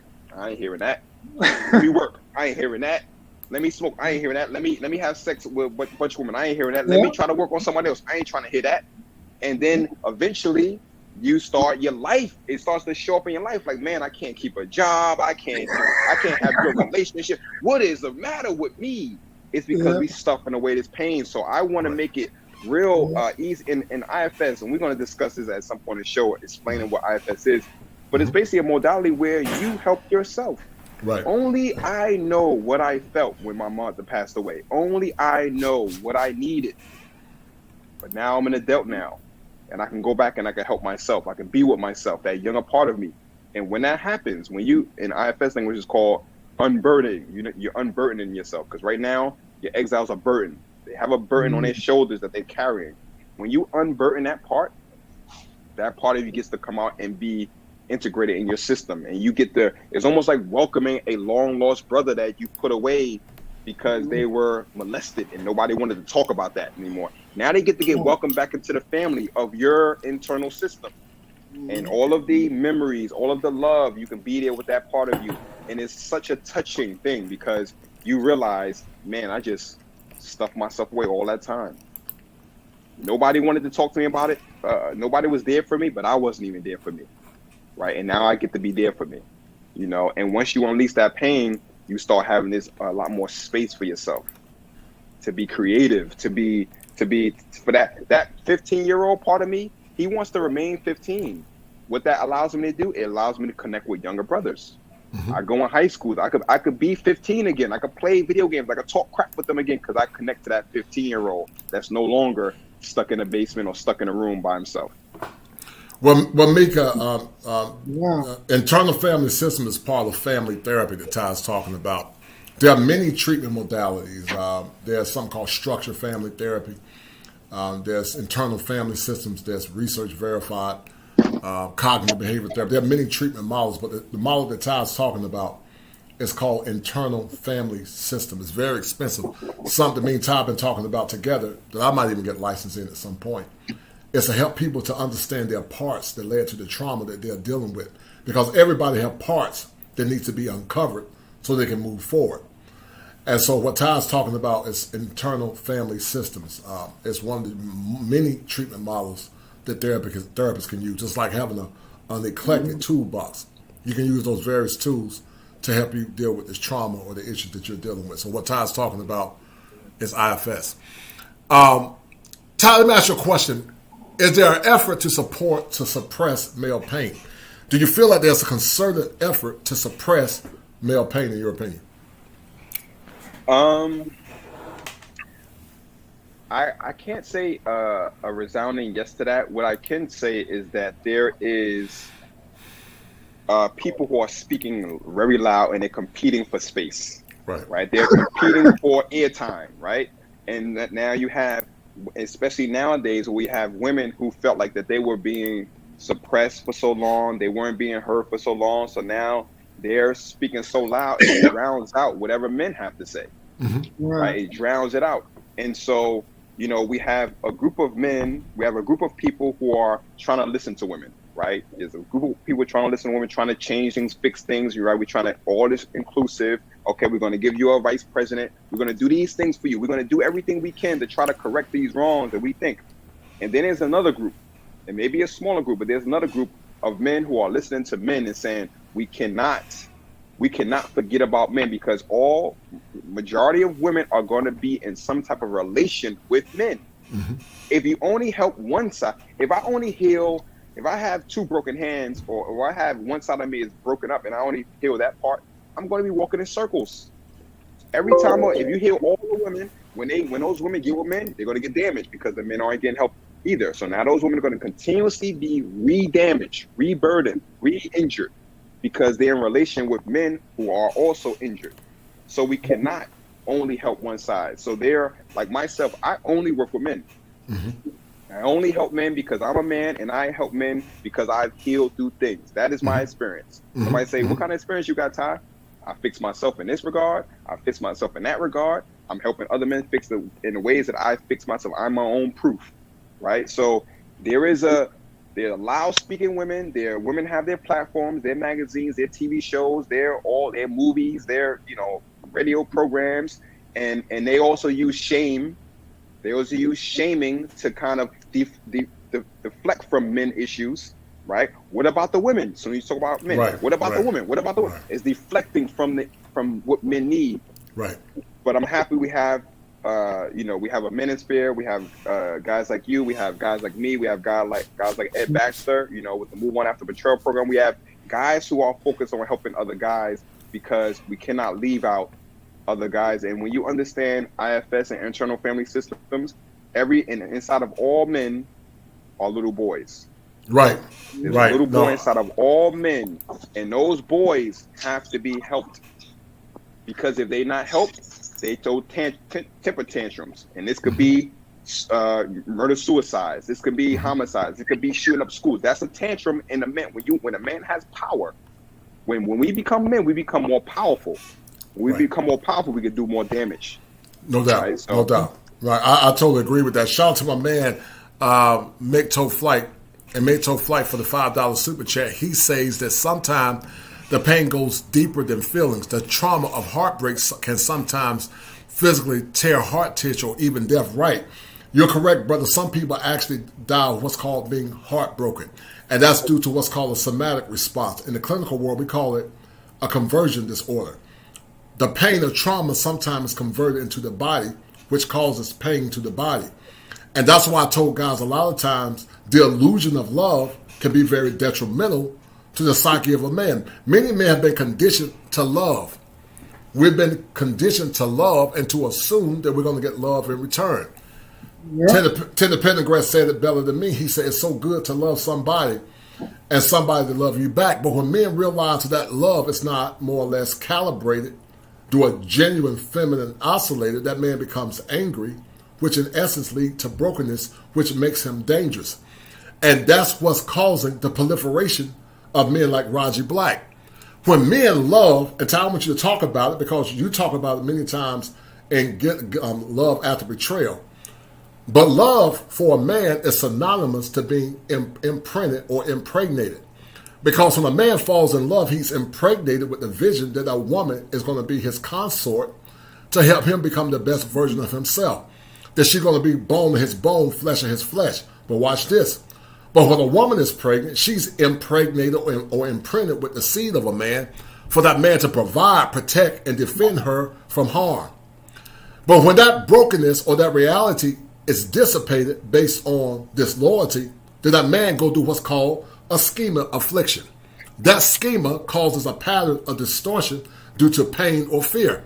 And that leads to what Tom Maynard Cutler is talking about mostly, is about getting over love after betrayal. Because for so many men, and Tom, I want you to talk about it, it can lead to them exiting themselves.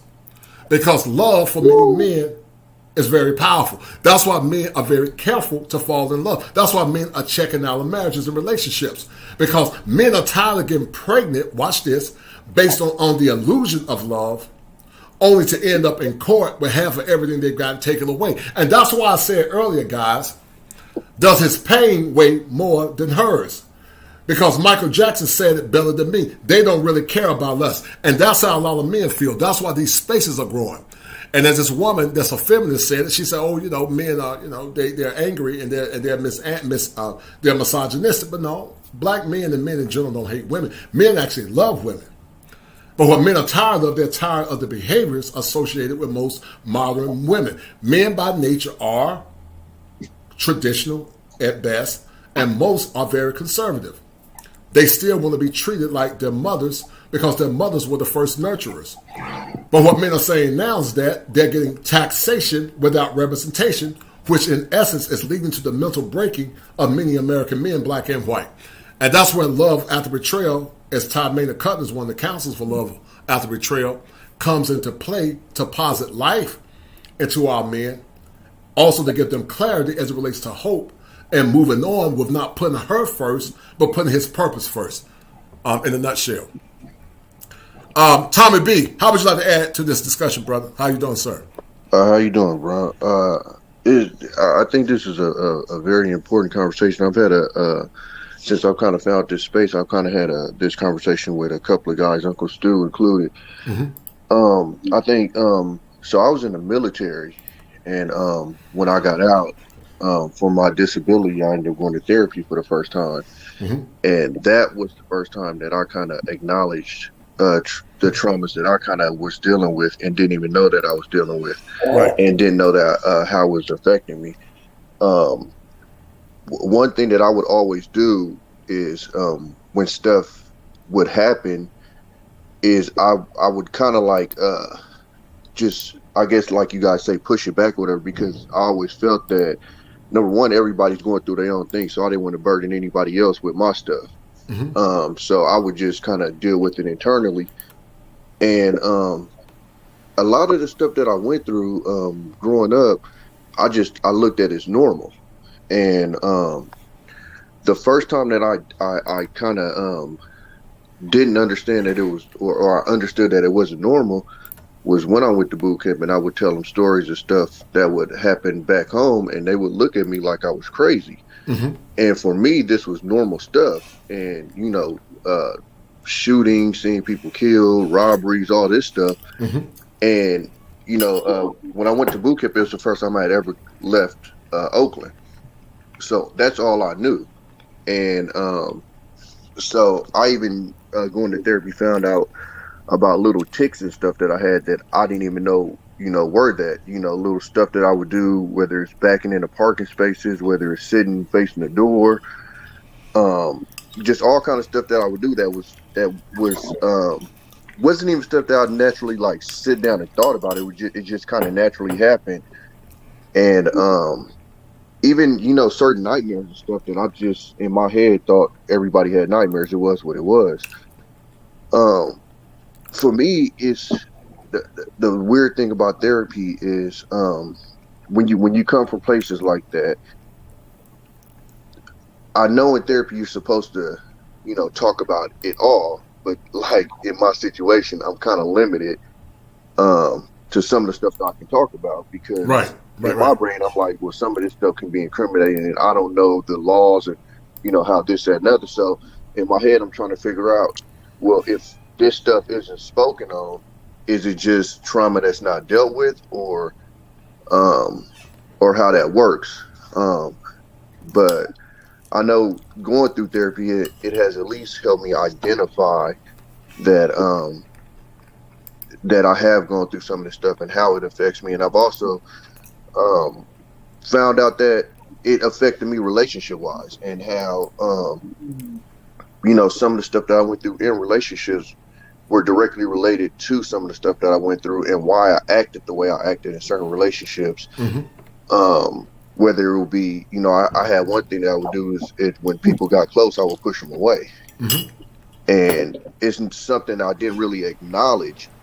And then when I had this conversation with this therapist or whatever, it was kind of revealed to me that, when people would get real close, then I would kind of like push them away and make space or whatever.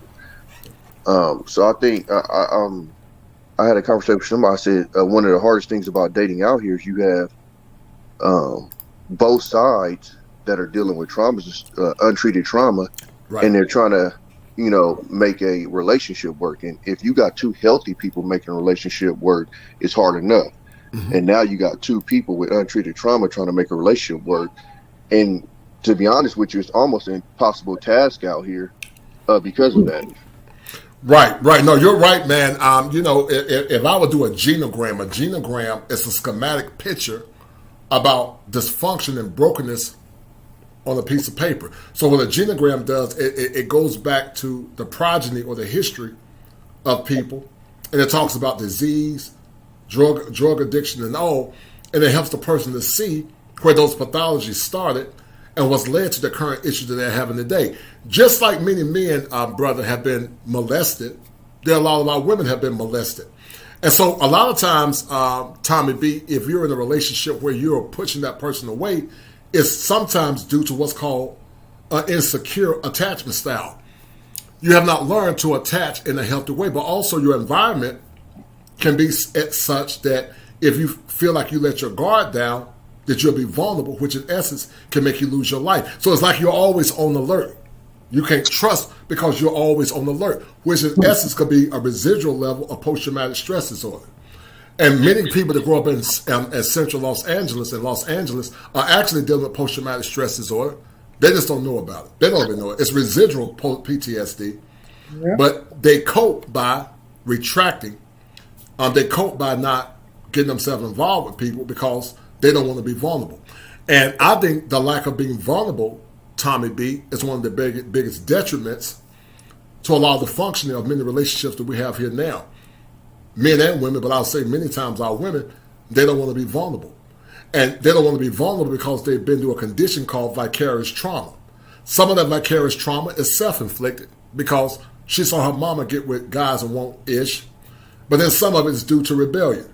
They chose to rebel based on the lie that liberal white feminism told them, that black men were their oppressors, and black men never had the power to oppress because we were the slaves of the same cause. So we were never had the power to oppress.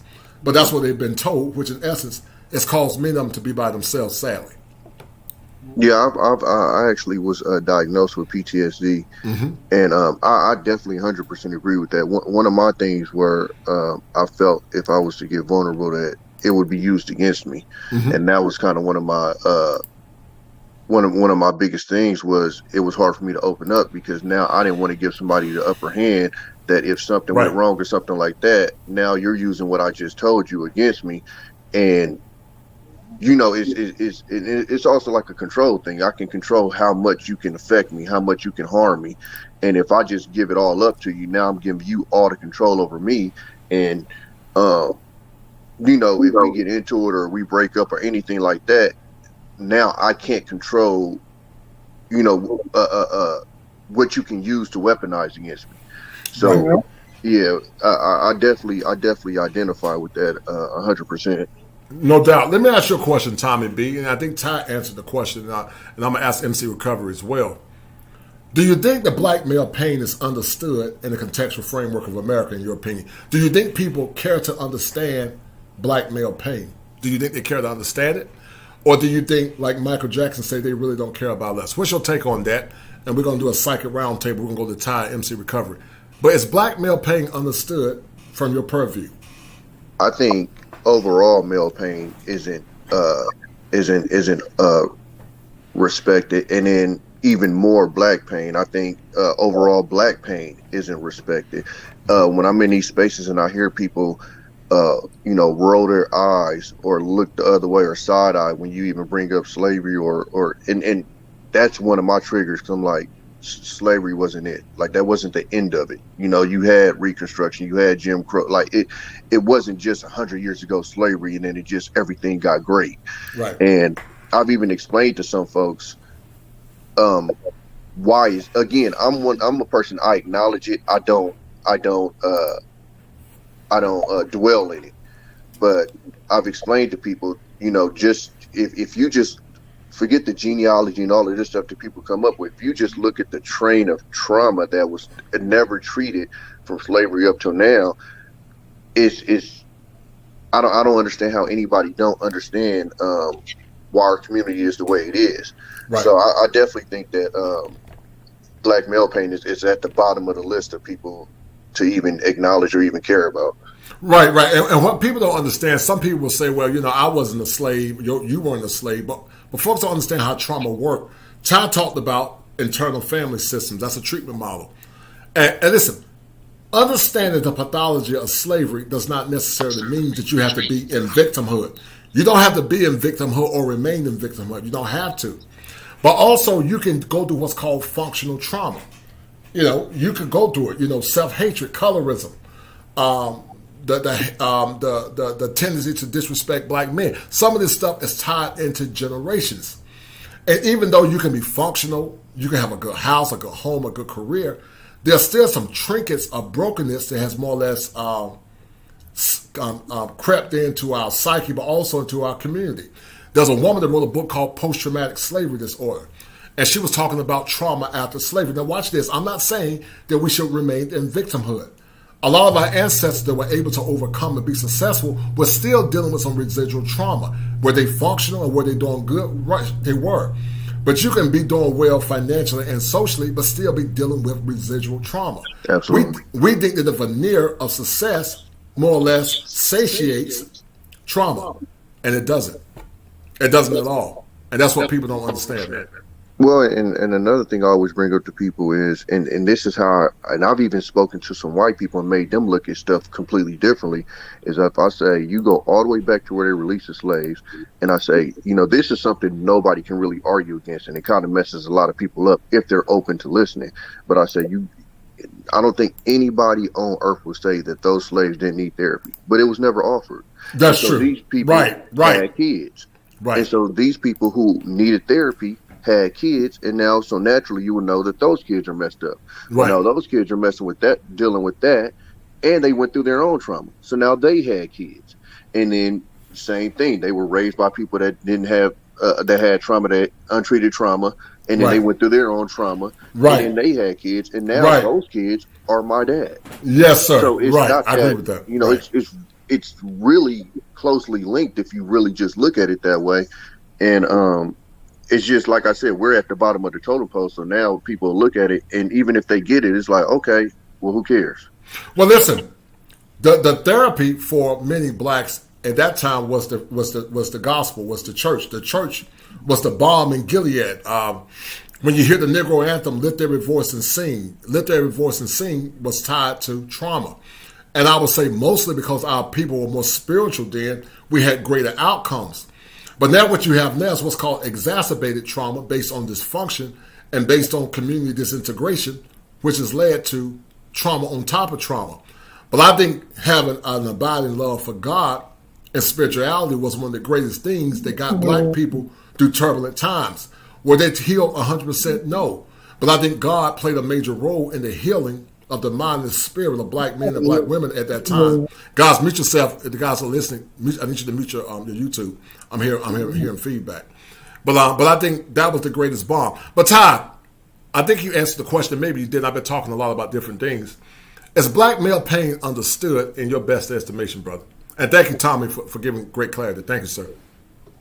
No, it's not understood because it's not really discussed. It's not spoken about. Since when did black men have a platform to speak about their pain, right? Who's putting them on that platform?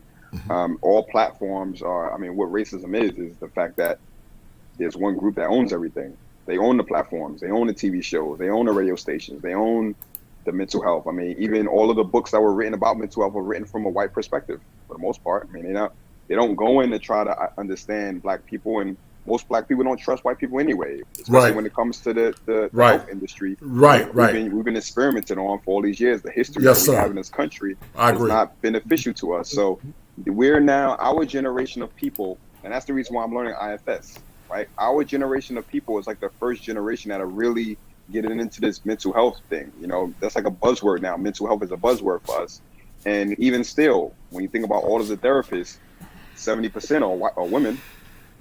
Small percentage of men, and an even smaller percentage are black men, and even within that small percentage of black men, there aren't necessarily men who are advocating for men. That's true. That's Right. even a bad thing. It's Right. bad to Right. look Right. after men. It's like, Right. if you're looking after men, you're automatically saying you don't like women. Right. You know what I mean? If you're Right. looking after Right. men, it's automatic. Right. What about the women? What about this? We have that whole thing. And Right. it takes a strong man to be able to stand up to that type of assault, you know? And that's the reason why I try to navigate in my own spaces. I only want to do stuff in my spaces with my brothers. I want my brothers to support me. That's why I have the Patreon. My brothers have to support me. My brothers have to lift me up. My brothers have to value me to in order for me to not have to go to get resources from other people, because that's going to dilute my message, right? If other people giving me resources, they're going to want me to say it this way, do it this Right. way, talk about it that way. Don't say that. Say this, right? Mm-hmm. Talk about my product. Don't talk about, you know what I mean? The only reason why I talk about IFS is because I've experienced it. I understand what it does, and I've experienced it for myself, and I know that it's not like somebody's going to tell me what I should be telling myself. It's me understanding me, right? So the whole premise of IFS is that we have a multiplicity mind, right? We have parts. We have sometimes a part of us wants me to do this, but another part of me wants to do that, right? A part of me want to drink right now. Another part of me like, no, don't do that. You have a polarization. You start to battle with yourself, and then there's something called the true self. The true self is the one who doesn't get hurt, doesn't experience the trauma, and that true self is compassionate, right? And that true self knows how to heal your parts. And we all have a self, a true self, you know, and that's what IFS kind of teaches. So I think that when it comes to black men, it has to be a movement. It has to be a movement of men, understanding men, so that we can truly communicate what men go through, black men and men in general, but especially black men in this country, so that we could start to help each other, heal each other from these pains. And then we could truly start unleashing our gifts, our value, our creativity, our power. And then that's when we start to change what we have in this country. And you know what, Ty, you said something that was very profound and very prolific. What you said was very profound, brother. You're correct. I don't think the people that are listening realize what they have in the kosher clinician. You talked about the various layers. It starts with white women, from white women to white men, from white men to black women, and then it goes down to black men that are still very liberal. So you got a very rare gift in the kosher clinician. I'm not trying to be arrogant, but you're not going to have too many therapists that more or less teach through what's called the black male lens of empowerment. Because most schools, if they're very liberal, have trained many of their women through the white feminist theory lens, which talks about female empowerment, but also male suppression. But when you find a man that went to one of the best schools in the country that's advocating for black men, you guys have to push the movement. It's 43 people that are watching. I should have at least 100 people watching these shows on average. But the message doesn't get out. That's why I tell you guys to share. About 5 people have shared this content, 3 people. So to all the people that shared, thank you.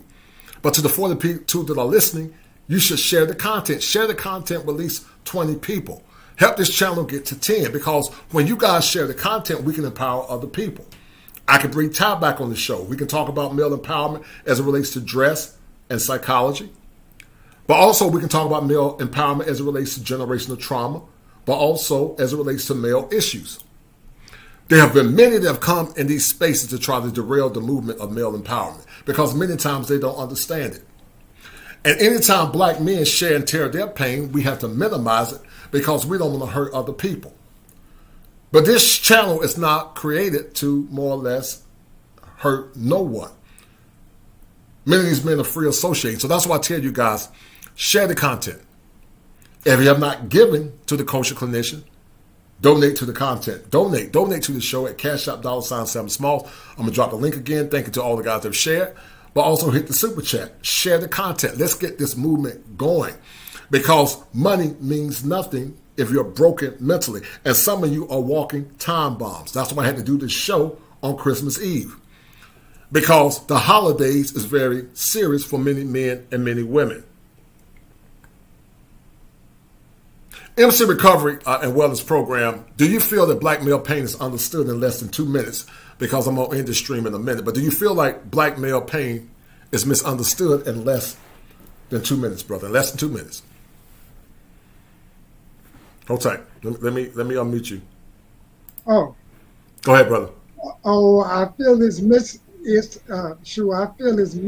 misconstrued within the dynamics of the mental health field that I work in, is because we're always blending it with other ethnic groups. Mm-hmm. See, when it comes to the funding, so it's like what the guy said on the panel. It's the same thing that my friend Susan Burton had to do with her reentry program. She went elsewhere to get funding. She didn't go through city and county, and now it in reverse. And now they just throwing the money towards her because of the results she gathered. So it's being misconstrued. Like I was just on the phone with a person, and it broke my heart because she did an event at Mount Tabors Church called Color Me Trauma, and the panel consists of me, some other black man, educated black man, someone that have trauma being a gang leader of, like, Hoover Crips, and this individual wrote a book, and to see our directorial staff do speak before us and then ease up out of the room was just so heartfelt. But the response we got from the women when it ended, they came up to us, brothers, saying, "We did not know." Wow. We Right. did not know. Right. And that's what happens a lot of times, man. They don't know. Molestation, a lot of times, people don't talk. There have been many men and women that have been molested. Yeah. But sometimes I feel like MC Recovery, we tend to make it, see it only through the lens of the pain and suffering of our women, instead of seeing young boys that have been broken. But I want to ask you this question, Ty, real quick. Many times men feel when they tell their story, there are some that say, "Man up, get over it." Why is it that you think so many times, Ty, MC Recovery, there's so many people say "man up and get over it" in less than 2 minutes? Real quick. Man up and get up. It's that it's that part that plays out of with man up stuff. We as adapt to get over it, and then when I get over it, that really makes me defenseless, because I don't know the next time around when you finna hurt me. So I never get over it, because I'm already like, on alert for when the next time you come around to hurt. So the trauma could get that bad. Due to me being in recovery, I'm more aware of just avoiding individuals like that, period. Right. Real quick, Ty, the audience want to know about your contact information. I'm gonna run that link again about also dress, but how can the guys contact you, brother? Real quick. Yeah, just look me up, Ty Kuttner. So Ty, if you want to email me, TyKuttner@gmail. This is my name, TyKuttner@gmail. You can reach out to me there. I have the Patreon. You're gonna put the link up for them regarding that. Mm-hmm. One thing I want to say too about there are black women out there who are looking out for black men. Right. The reason, the way that I was able to get access to the IFS training, which is when it comes to something like IFS is considered continual learning for therapists, right? And usually those trainings are, correct me if I'm wrong, Coach, they're like $800 for some continual learning. Right. IFS training is $3,600, right? And for black therapists who are, as soon as a black person starts getting money, they got to take care of their family, right? Their extended family, their aunts, their nieces. Like, so when a black person is making six figures, that person ain't really making six figures. They got to take care of other people in their family, because people start thinking they rich. So for black therapists, that's a lot of money. Right. Now, thanks to some people in this place, in the space, they've been able to give that training at half off. And thanks to my connection to some black women in that space who have leverage within those white spaces, have been able to give black men the training for free, right? And this is going to allow us to go out there and spread this self-energy, right? So there are some black women who are using the privilege they get because the main group, white folks, they allow black women to get in because black women aren't really threatening. Yeah, they'll run their mouth, but they're not really going to do anything because black women aren't trying to gain power over the mainstream. So they allow the black women to get in. And like back in the days, if anybody familiar with Roots, the movie, when they brought us over on the ships, they didn't think that the women were threatening. They kept the women to clean and all that stuff, but the women would sing songs to the men that would tell them who has the guns, where the key is, how we going to escape, with their songs in their native tongue. We were always connected in that way. Mm-hmm. There is still a sense of connection. I know that we don't really see it this much, and if we look at just what's happening on social media, but there is still a connection with black men and black women. It's kind of thin, but it's still there. And there are black women who have been allowed to get in these spaces, and they're holding the door, putting their foot in the door to let some of these black men in. And I've been privileged to be one of those black men to give to my brothers. Hold on, MC Recover. Hold on for a minute, brother. Steve Allday. I got your email, Steve. Hold tight, MC Recover. I got your email, Steve. Send me your telephone number. Steve Allday. Send me your telephone number. Let's get a diagnostic consultation going at some point. But I did get your email, but I need your telephone number. Send me your telephone number, and we'll chop it up at some point. Steve Allday. All right, so MC Recover, real quick, man. We're going to log off in a minute. Go ahead, yeah, what was the name of that training so I can give it to our black underrepresented thing? Because see if I can get that training out this way. Or what is the name of it? Go ahead, Ty. So it's internal family systems. Right. So internal family systems, right? For sure, IFS. You could just type if anybody type my name up, IFS and Ty Kuttner on Google, you'll see I've done a podcast with them. I've done some stuff with the founder, a demo with the founder. You'll get to see it in action. I've done stuff, and I can even make that stuff available to you gentlemen, so you can see what actually happens in a therapy session when you're going through IFS.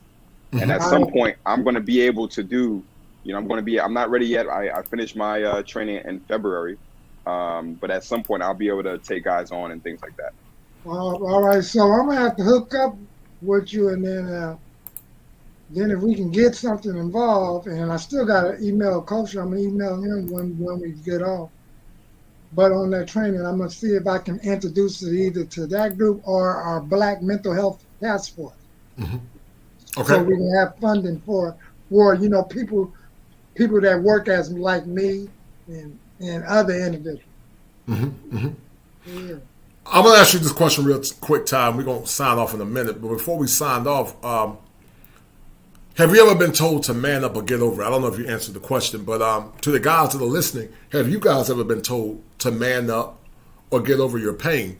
Real quick. But before we talk about that, Ty, I'm going to run your ad for you. I'm going to give you a Leo special.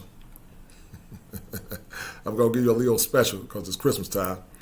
And now's the time for giving, so hold tight. And we're going to run Ty's ad because one of the keys to overcoming trauma is having a powerful male mental image. And we're going to run this ad from my man Ty real quick. Hold tight. And then we're going to finish this discussion. Hold tight. My name is Ty Kuttner, and I'm going to teach you how to be a well-dressed man. Now, as a well-dressed man myself, I gain many advantages.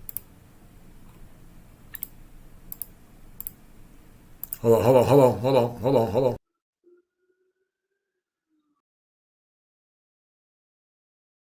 Now, once you start to improve your image, you're going to look at yourself differently. Your confidence. My name is Ty Kuttner, and I'm going to teach you how to be a well-dressed man. Now, as a well-dressed man myself, I gain many advantages that most men don't even realize exist. And through my coaching programs and trainings, I help men transform their careers, their relationships, and their confidence by teaching them a lot of the things I'm going to be sharing inside of this Patreon. Now, once you start to improve your image, you're going to look at yourself differently. Your confidence is going to go through the roof. And once that happens, I'm going to show you how you can apply that to your career so you can increase your chances of getting a raise or the promotion. I'm also going to show you how you can apply that socially so you can attract a network of people who care about your success and want to open doors for you.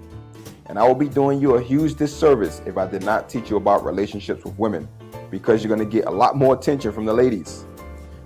What do I know about proper relationships? For over the past year, I've been helping men who are dealing with betrayal situations, either divorce, separation, infidelity. I help enroll them into a program that gives them the clarity and tools so they can repair the relationship or they can move on from it. And I've gained a ton of insight from speaking to over 1,000 men individually. And I'm going to be sharing a lot of that insight within this Patreon. Now, once you join, you're going to receive videos that's going to help you with your image.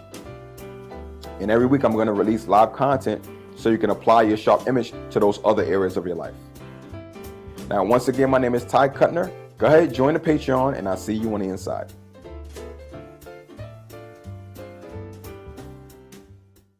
All right, guys. So we're back. That's my man, Ty Kuttner. You know, we got to show some Leo love because he's a Leo like me. So we try to look out for Leos. If you ain't a Leo, you got to pay.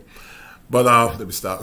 But Ty has a program, and guys, this is the link. So when you endorse Ty, you're endorsing me through his sponsorship. So anytime you endorse Ty Kuttner, I'm going to promote Ty on my channel, and we're going to partner up together to empower black men through dress.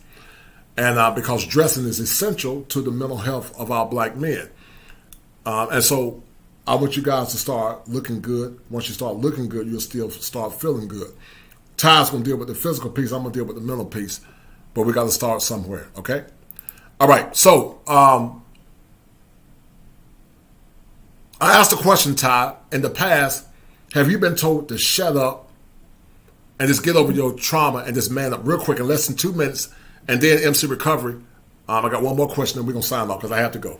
It's Christmas Eve, and I got to go. So me personally, I can't remember a time somebody told me that. But I know that I may have told myself that, right? Or I may have heard, I'm currently in a program where, you know, it's like this alpha male type of stuff and all this, and you gotta, you know, bitch slap your younger self, the one that wants to keep you down and the one that wants you to relax and don't do it, like bitch slap that part of you. You know, that's what a lot of these messages are saying, but that is a bad thing to do. You're treating yourself negatively, right? And so we're taking these messages that people are saying, whether we see it on, you know, TV shows or whatever the case, and we're saying these things to ourselves, and that's not going to help us. That is, we are hurting ourselves. Like I said, in all of us, there are still little kids. There are still little kids inside of all of us, because if you think about what your current problems are now, what are you going to start thinking of? Yeah, when I was a kid, so-and-so happened. When I was this, my mom told me this. That little kid is still in you. You start bitch slapping and trying to man up and try to roll over those problems, you're not taking care of that young part of you. So I don't speak like that to myself. You know, I don't speak like that to my son. You know, there is some value in telling a man that he is a man, and here's how men deal with things. But manning up and trying to roll over your problems is not the way to do it, right? Mm-hmm. There are other ways, and those are the ways that you want to deal with your problems. Mm-hmm. Mm-hmm. Mm-hmm.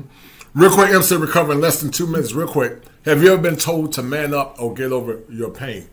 Man up or get over it. Have anyone ever told you that before you became an alcoholic?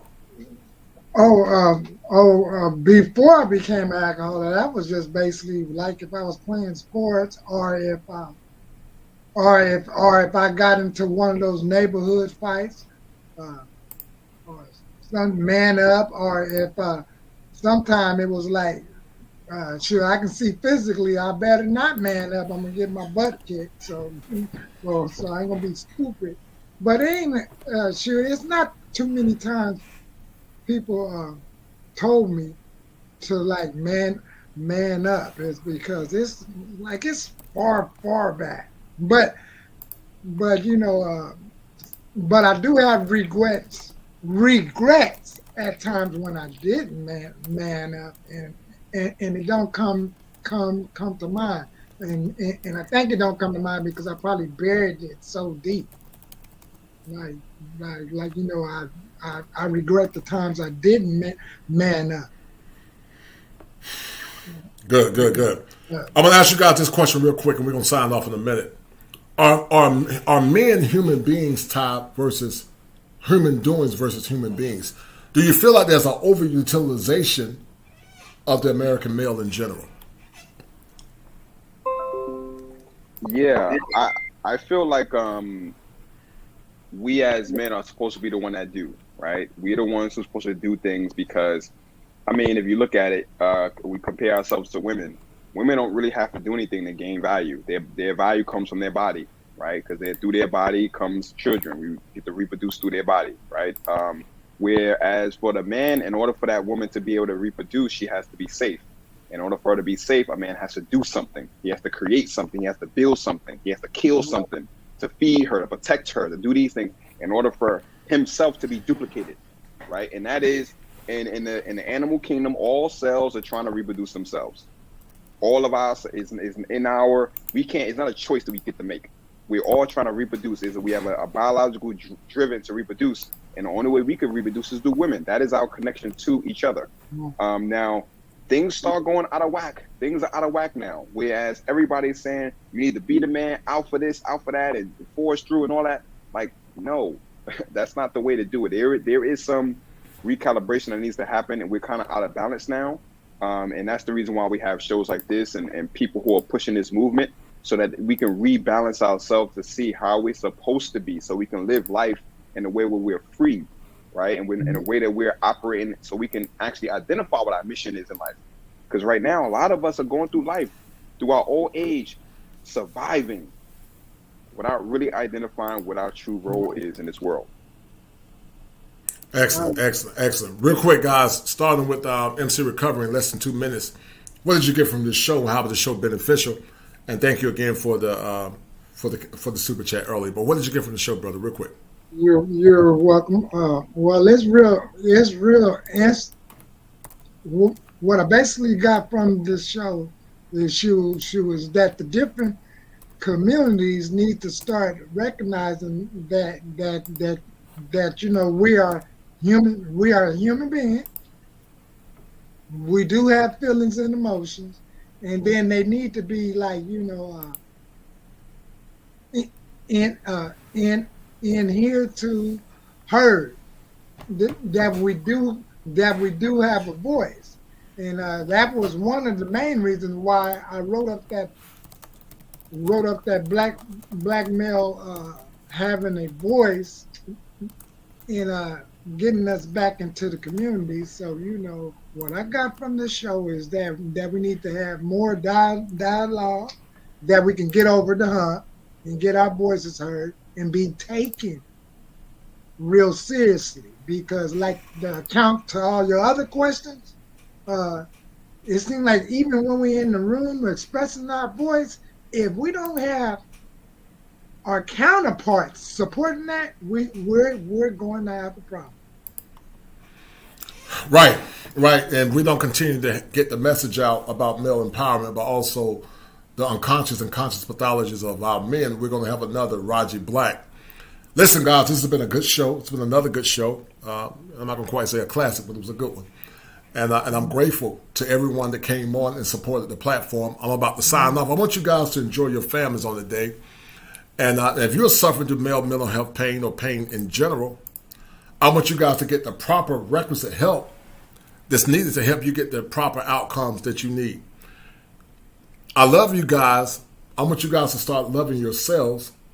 And I want you guys to start focusing on what's vital and necessary to becoming the best version of yourself. I told you guys that there are 7 steps that a man must go through in order to become optimized, and understanding male mental health and male physical health, and how male mental and physical health often coalesces with one another, is paramount to the function of a man.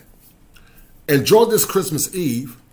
If you're going through a mental health crisis, get some help and start loving yourself, because your time on this earth is short. So this has been another one for the books. And I need you guys to remember this, as there are 7 steps to male optimization. If it ain't 7, it ain't kosher. If it ain't kosher, it ain't right. Enjoy your Christmas Eve. Take the time to love yourself, to impart knowledge to your family members. Let's get this movement moving. Continue to share the content. And let's continue to inspire brothers. And let's continue to inspire the brotherhood. Be well.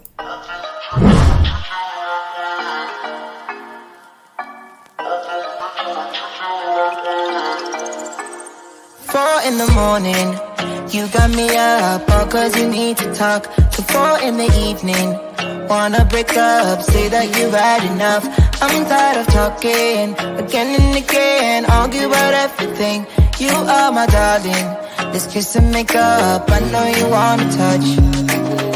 You call me every night, call me every day. I just wanna get you alone now.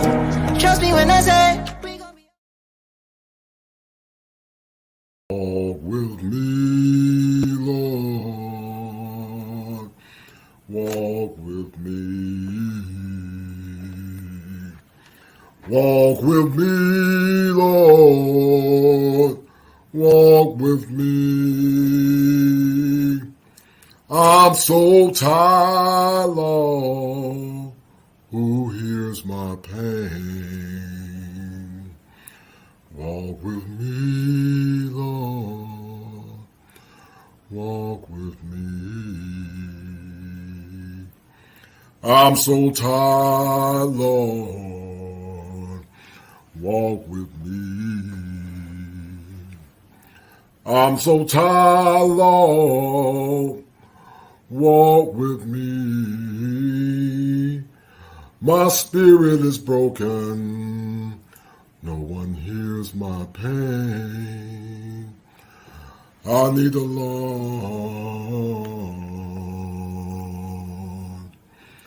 to walk with me. Yeah.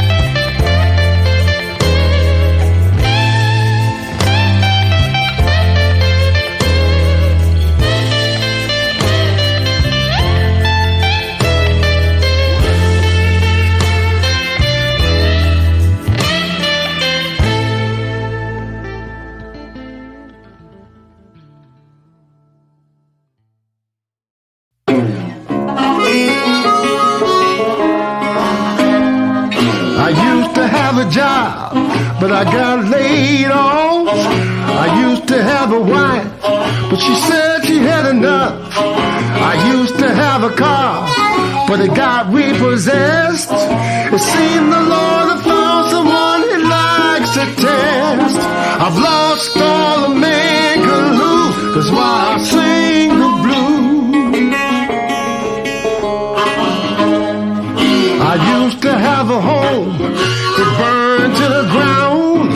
I used to have a dog, not nowhere to be found. I used to have money to buy what I need. Now the only thing I got is an alimony plea. Got nothing but bad news, that's why I sing the blues.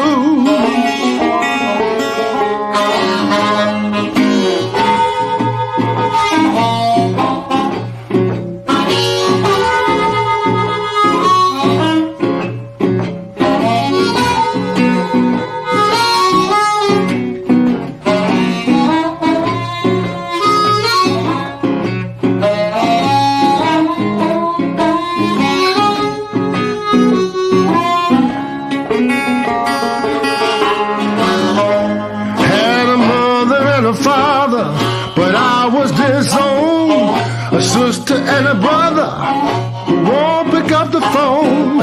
I used to have friends who listened to my plight. Now they all stay clear out of sight. Seems all that remains is a noose, that's why I sing the blues. Seems all that remains is a noose, that's why I sing the blues. Seems all that remains is a noose, that's why I sing the blues.